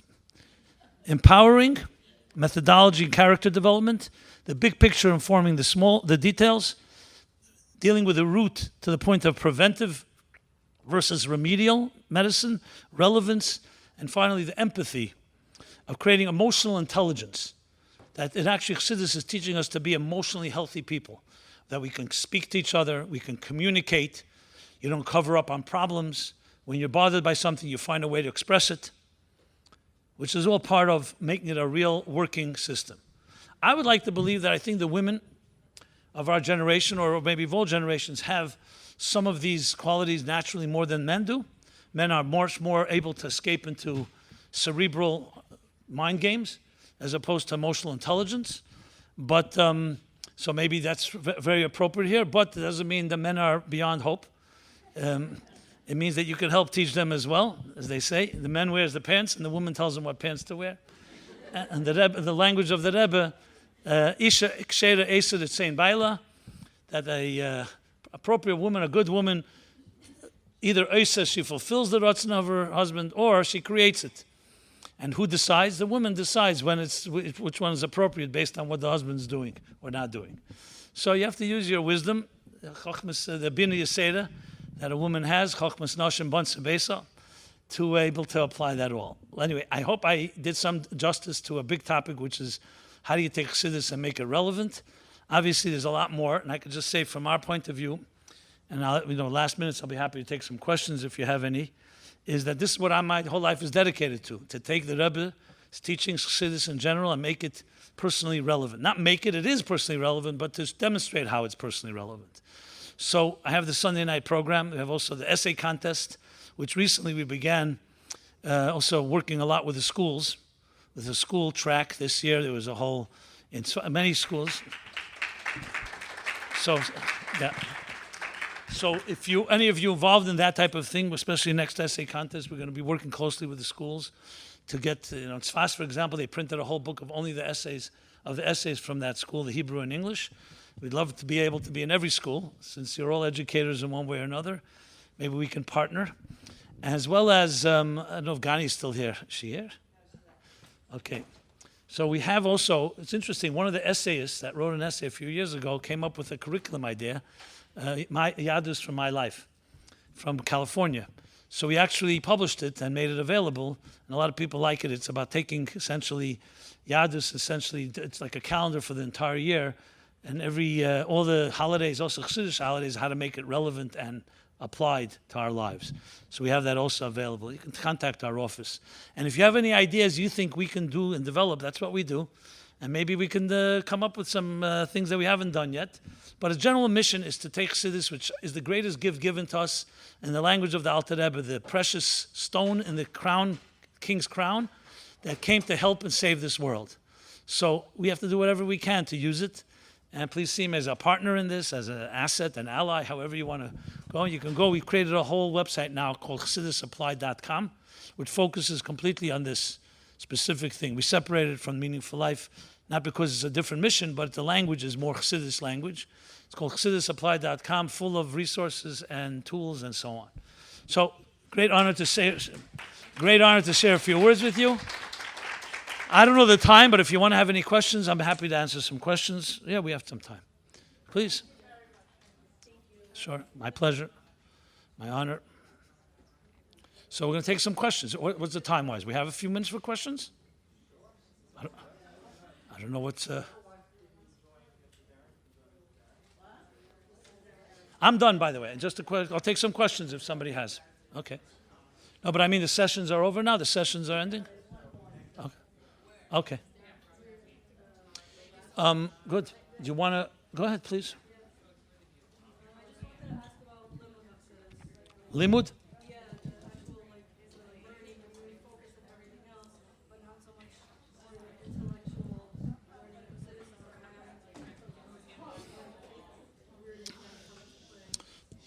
Well, you mean, are you asking me? Well, look. So we have also this empowers you, and you said it went everything, but like, is there a place for limit of Siddhis in an intellectual manner? Like sometimes I feel like if you just have the relevance, but you don't have the intellect that's backing it, so that it's missing. I don't know what words to say. Yeah, sure. That sometimes, how do we make sure that in my quest to make everything relevant, how do we make sure I'm not diluting what Siddhis is actually saying? Well, I find the problem the other way around. Most people just read the Mimer and they don't know the relevance. That's why I addressed that. The problem you're describing is a good problem. If they know the relevance and you want to make sure it's grounded, so look, that's why we have sources, and that's why everything is based on sources. And I find, as I said, I don't see that as the problem as much as the problem of relevance. That's what I think is the problem. Let's say teaching Tanya in a high school class. Well, let me just say, one second, shh. Can I get quiet a second? Let me just say this, okay? The first thing I would say is about, which we didn't really address, it was not part of the scope of this, is what to learn when you're learning Chassidus. So let's start with that. Chassidus is a lot of material. I think you have to determine when you're going to teach Chassidus in a class or in a school, you have to determine, number one, the age of the students and what they're capable of learning. We do have certain guidelines from the Rebbe. For example, learning Derech Mitzvasecha, the mitzvah of Ahavas Yisrael is a big, one of the earliest things that people learn. There's some selections of certain chapters in Tanya that are good to begin with. And I can give you a list of other things that I've written to different people. I don't think there's a rule, but there's certain basic things. But the question I would have to ask is who you're teaching it to. If you're talking about 12-year-olds, 5-year-olds, obviously with 5-year-olds we don't really teach Chassidus in a full-blown way. You may teach Chassidus stories, Chassidic stories or Chassidic anecdotes and certain principles. What I said earlier in my talk here was that there's the big picture, the spirit of Chassidus. That obviously you teach from the youngest age, but you don't necessarily teach it with a text. You know, some people, some people use a yem because the Rebbe distilled a lot of ideas in short yem. And it all comes down to, as we know as teachers, you have to know your students. It's all the fierech commensurate to the students. So now, what I was saying was that whatever it is that you learn or teach, always connect a relevant message, or else you're basically missing the punchline of Chassidus, relevance. Now, you have to give me an example where you find relevance and you don't find it grounded. Who's doing that exactly? I haven't seen that happen too much. You have an example of you see relevance without grounding? I see the sources without relevance. Is anyone teaching the relevance of Chassidus without sources that you know of? No, meaning sometimes when you're explaining a new concept to a student, it might be abstract until you can, I guess, really Well, look, if you're the teacher and you're doing that, you need to have sources. Make sure to keep you honest. That's exactly what you're saying. Like when I do Chassidus Applied, I bring sources all the time. That's the thing that keeps you honest and grounded to the source, to make sure the original is sources. So if you're actually teaching and you want to make sure it's true, what's your source? That's what I would ask you. So I'm not sure what you're asking me. Sometimes the source, let's say the relevance that you're going to find in every piece of Siddhis is not always, I don't know if the right word, like clear cut, meaning to say you're going to pull out of something a lesson. Well, look, if you know how to learn Chassidus, you're going to make sure it's true to the original. You're asking me, how do you know that's going to be true to the original? So why don't you run it by someone that's more of an expert in Chassidus and ask them, is this true? Do you want me to teach you, like in 5 minutes, how you learn a Mimer? No, what I'm trying to say is that is there like some sort of I don't know what to say, like a litmus test, like something that you could like, when you're making sure that everything's relevant, isn't there, what I guess what I'm trying to ask is more, isn't there also in and of itself to learn what it says, even if it doesn't appear relevant? I mean, why don't we give me a real scenario? This is too abstract for me. Give me a real scenario. I was teaching Shh. park-based Tanya to, it wasn't high school, it was women. And I was explaining park-based and the whole idea of the nefesh and the neshama, and then I was explaining how all the darkest of neshamas, right? And I'm trying to explain the concept, and then one of the women asked, she's like, how is it practical? And it took me aback for a second because I was like, hold on, let's understand the concept first, and then we can discuss the other. Well, I would, if I were that woman, I would not let you off the hook. I would say, you know what, I can read the Tanya without you, and I've heard it in many other classes. I want to know why it's practical. Do you have an answer why it's practical? To me, that's the biggest challenge. To learn the ideas, there's translations of Tanya. The biggest challenge is practicality. That's why I'm surprised that you guys have more problem with the relevant, that you're looking for the grounding. To me, the challenge is, why is it taka practical? So I explained that it shows how each person is unique and is an individual. Okay, so good, so fine. Has their own path, and because we're their neshama concept. Okay, so what's the question then? So what's the question? Is there an Indian in learning without... One second. What's that? You're asking me if there's an Indian in learning it without practical? My answer is no, there isn't. The Rebbe says clearly everything has to be made practical. If it's not made practical, you're missing a big part of it. So I'm not sure what's up with that. If your question is to learn abstract without practical, I would say, Teira Meloshen Hero, you have to make it practical. Let me finish. If you're asking me, when something is practical, how do you know it's true to the original? You look in the source, and you make sure it's grounded. And if you can't do it yourself, you go to someone else to check. I'm not sure what the question is. No, it was more like some kind of discussion in high school, especially when you're learning Tanya, you want to make it relevant for the girls, and then sometimes it's hard to bring it back to the text, where the girls don't see the relevance back to the text, and are more understanding. And the reason for that is because probably you're teaching it in a way that's not necessarily accurate to the text, because you're teaching it in an abstract way that's not relevant. That's the problem. That's why I spoke for an hour. I've been through this whole system. That's what everybody's been trained to do. Everybody's been trained to do exactly that, is to learn something. And you know what? When it comes to the practical, either they forget to mention it, or they say it's not what the original says. But it's not correct. That Alter Rebbe wrote it to be an etched in Avedis Hashem. So you could say, I don't know how it's an etched. That's what we need to address. But now you're asking me how you take a piece of Chassidus and learn it and then bring it to practical. I'm happy to give you examples. Give me something in Chassidus that you don't find that's practical, and I'll suggest. And I'll show you how it's true to the original. Is that what you're asking? Is that what you're... No, I'm not sure. Is that what you're asking? No, I can give an example or two. This... How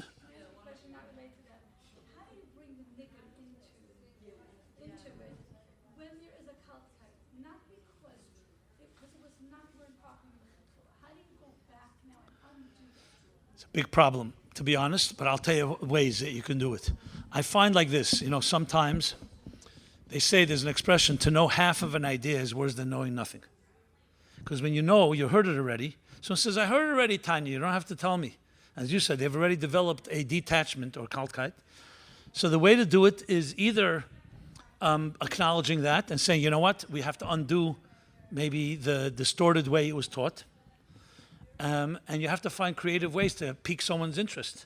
I deal with this all the time. People who went through yeshiva and they're not interested anymore. They said, I heard it all already. Well, you can tell me another take on Tanya? So sometimes it contaminated them and it's very hard for them to hear. I could tell you that right now. There are many people who cannot hear something in the language of Torah or Chassidus in its original, and you have to find completely new language. Sometimes what I do is I use a language that's completely not Torah or Chassidus, and then they say, where'd you get that from? And I say, it comes from what you once learned, but I can't use that language because you would be turned off. So it's a challenge. It is a big challenge. Tanya especially, most people, Tanya remains, for many intelligent people, irrelevant. And it's very hard to teach them the relevance of it.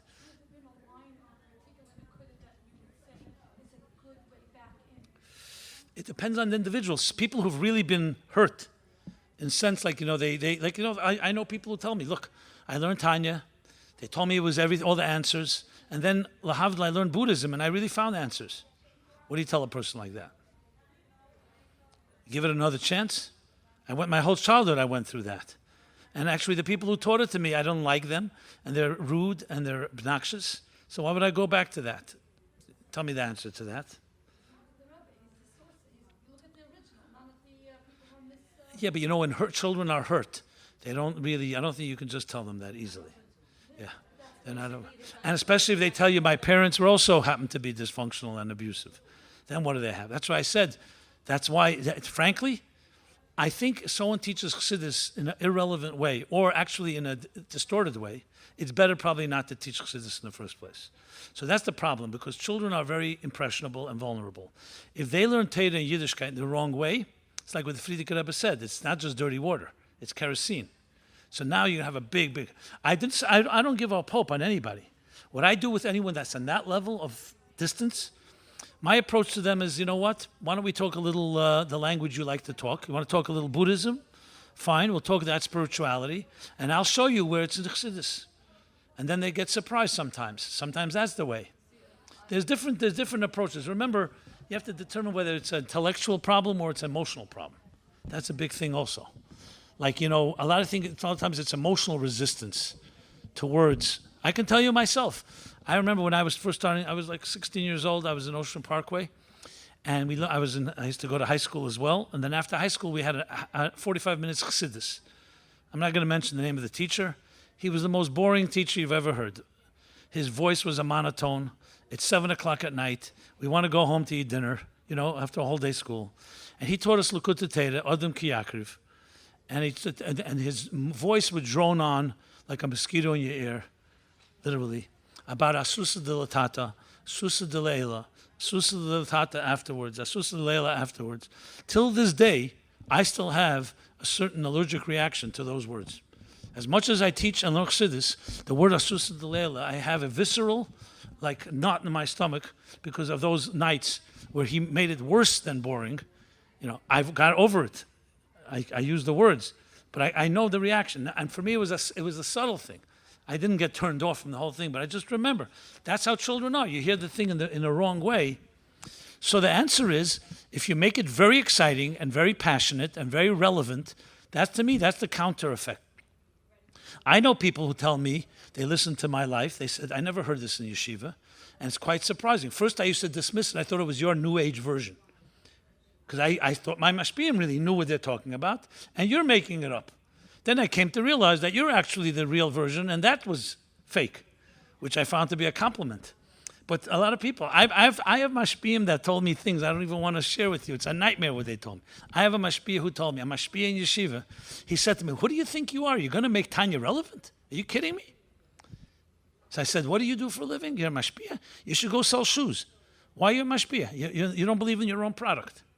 But he told me, he says, you're going to make Tanya relevant? I said, so what's Tanya here for?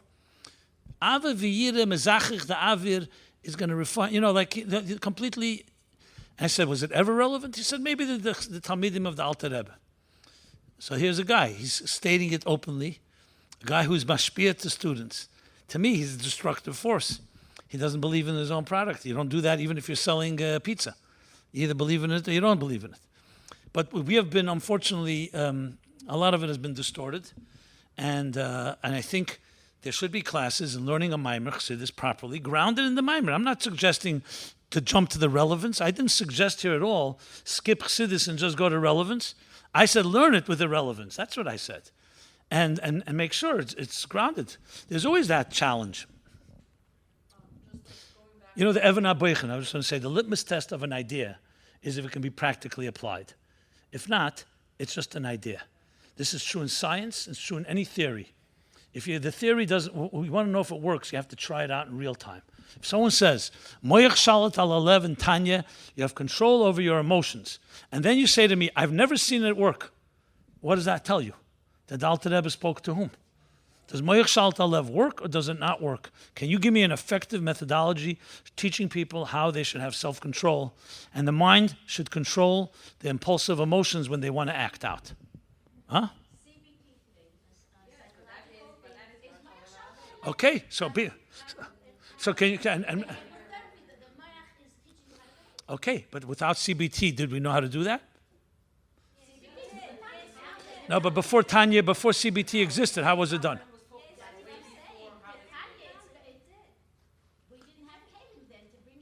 Who says maybe we did, and some people just didn't do it. But I have a question. Yeah.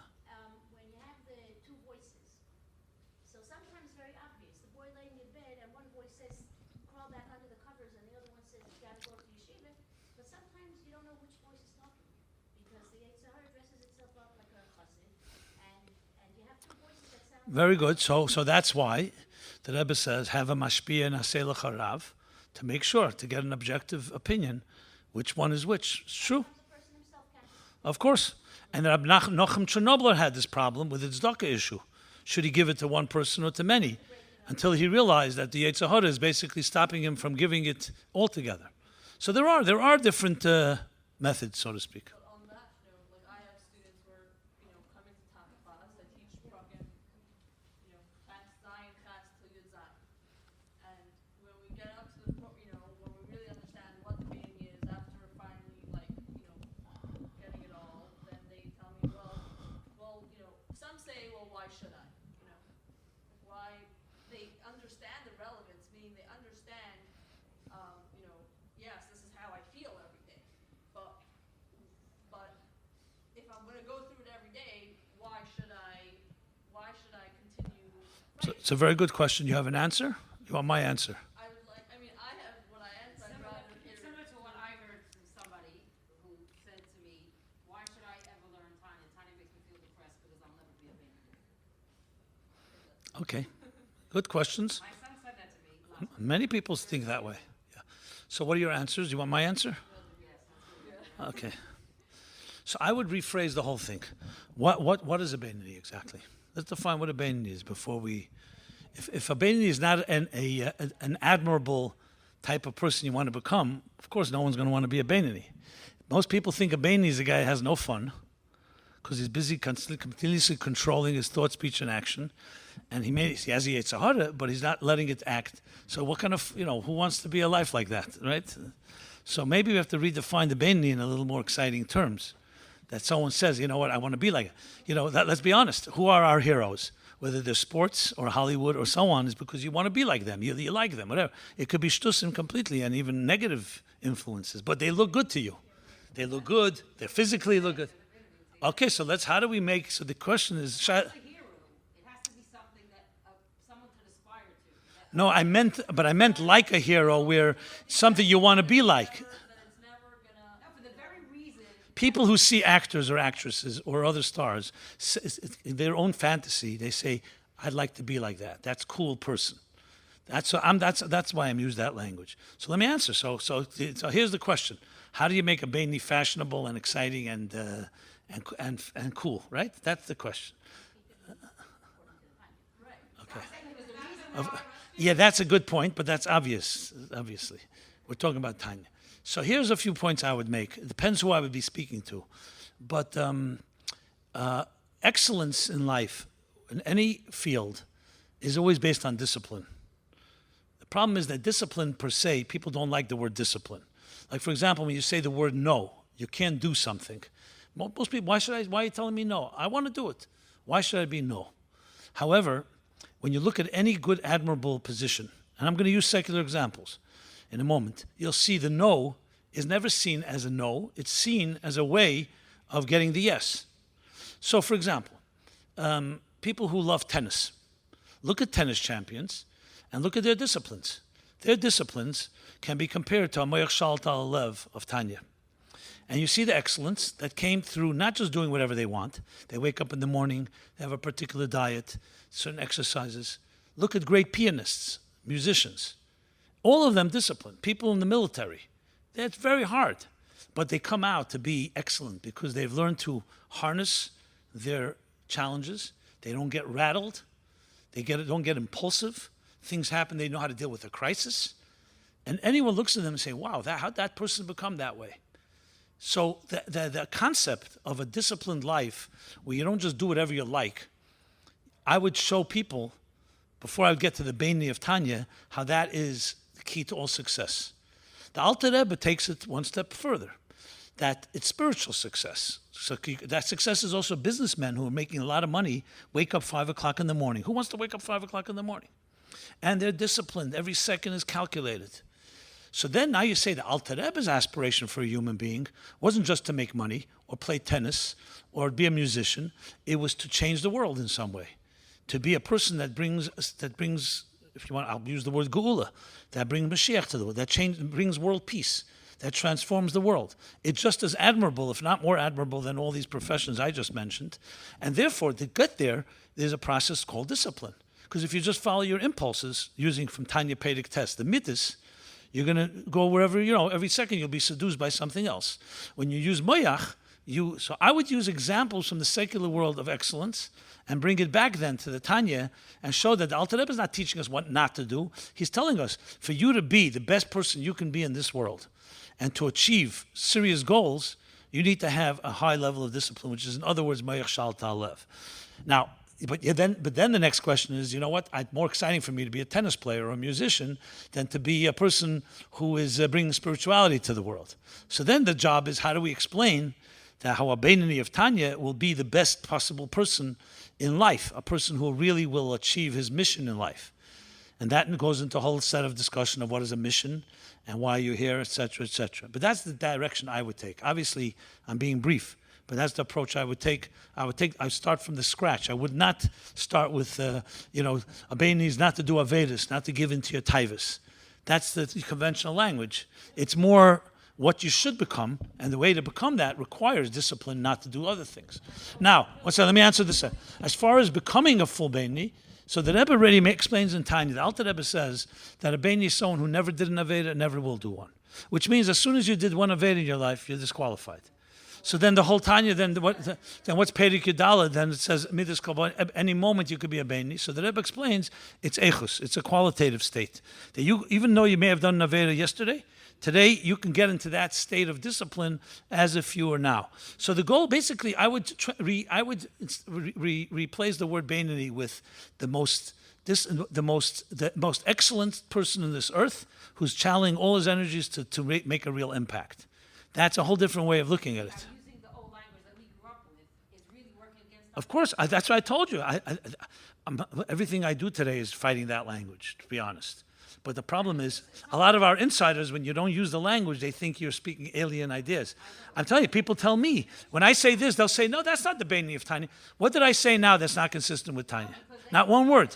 It's all Tanya. Modern philosophy, and they're very scared about it. Because that's the trap of the comfort. It's like... You just said about what that Mashpia said. I'm saying years ago when they gave that story about the Chassidus and how they ground down the. It's like if a Mashpia is speaking this way about Chassidus, you're basically taking away the entire preventative medicine that we have for this generation and taking it away from everybody because you're basically saying this doesn't belong here because the kids just can't relate to it. And these are the kids that we're sending our children to yeshivas, and this is where they're learning Chassidus from. Yep. And I'm thinking to myself, here, the goal is so strong. Raising teenagers this generation is so hard. And then the one thing that we have that can help our kids, you're basically taking away because you can't think of a way of making it be an answer for them. I definitely got at the end of the year that girls told me, oh, I finally Girls, see it's a that whole girls, different right. story. I know, we're much more in tune. We're so much more aware. We don't even have to be that you have to be qualified to teach your profession. Well, what do you think? And so do they have to go through these courses with maybe Rebbe and some of Let me tell you something. What do you, Did they ask you to teach at the Kinnis Mechanchim a few weeks ago? no, But that's what I'm telling you. because they may be threatened by me, for all I know. So I'm a similar, I'm not Rebbe, but no, but this is the reality. Why are they Look, there's a reason I do my life Chassidus applied. It's not because I have nothing to do with my life, because I know it has impact. There's around 10,000 people who watch a week. 10,000. Okay. No, second. I'm not saying it to toot my horn. I'm saying it because I didn't believe it would be that way. But it's caught on, and I get questions from every direction, and I especially take every week an inyan Siddhis and explain it in a relevant way. I don't just answer questions. And that's a challenge. Look, God blessed me with a little gift, but I'm not the only one I think that can do it. I learned a lot from the Rebbe. And I also have a little courage to go out of the conventional language that are the crutches that we use all the time. You have to have courage. And you have to, and there's nothing wrong with checking with someone if there's a doubt. I have no problem saying at time, I have no problem if someone says, Me, because I have boys. but My boys are going to yeshiva, and they're not learning Chassidus. no, I will tell you, I've sometimes someone sends me a note or something and I stand corrected. I have no problem saying I was wrong. Because if I find that something I said, I'm looking for the truth. I'm not looking to be. So look, our community needs this more than anybody else. You need some courage, and it needs to be grounded, and so on and so forth. Yes, I can tell you right now, there are people who are very much, let's call it the conservative, narrow, almost in the box Chabadniks, who are very frightened and threatened by something like what I'm doing. They can't put their finger on it because I'm a chayzer, I'm a niach, I have the credentials. I'm not some new age rabbi that came from Berkeley, So I have the credentials, so they don't know what to do with that.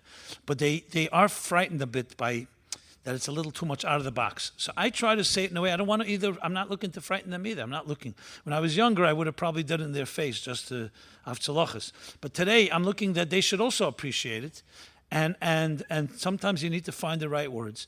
And so on. Listen, there is a certain, because it is true. You could, you have the things like the call the shofar and other movements, and you start saying, is it correct, the mic drop, and this thing and that thing, And some say it is, and some say it isn't. The rabbis themselves can't even agree.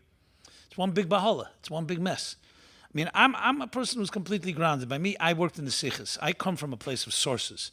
I'm not talking, new age mumbo jumbo of modern age, I know how to speak the modern language, but it's all taken by me Chassidus. I don't take a drop from anything else. I'm a big purist. No, because I know some of our teachers who do use Buddhist ideas, and they do use, and it may not even be unkosher, but their sources are not necessarily always from. No, some of them are taking those ideas and turning it into language of Chassidus. To me, Chassidus has it all. Now, English, obviously we need to use English. Chassidus doesn't speak in English, the original.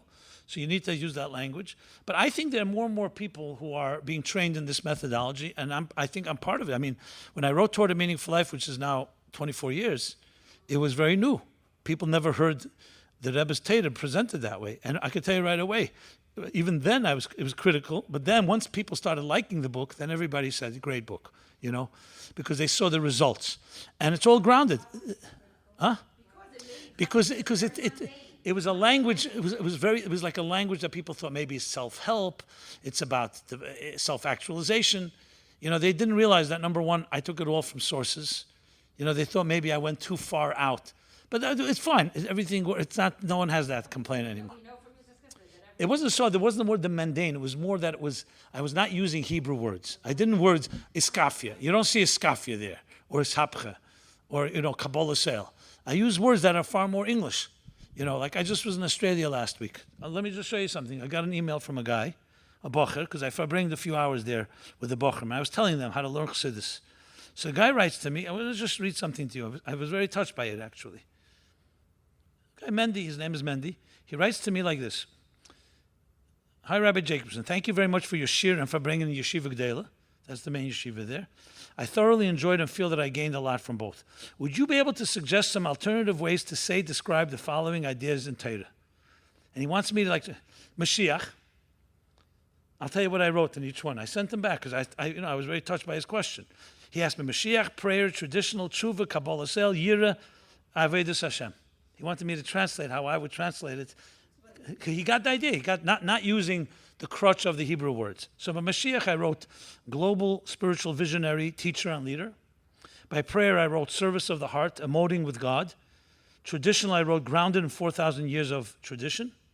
Tshuva, return, reconnect, realign. Kabbalah sale, accepting, surrendering to a reality greater than yourself. Yira, I wrote awe, respect. Worship, Avedus Hashem, I wrote fulfilling your higher calling, exerting yourself to serve. So that's an example.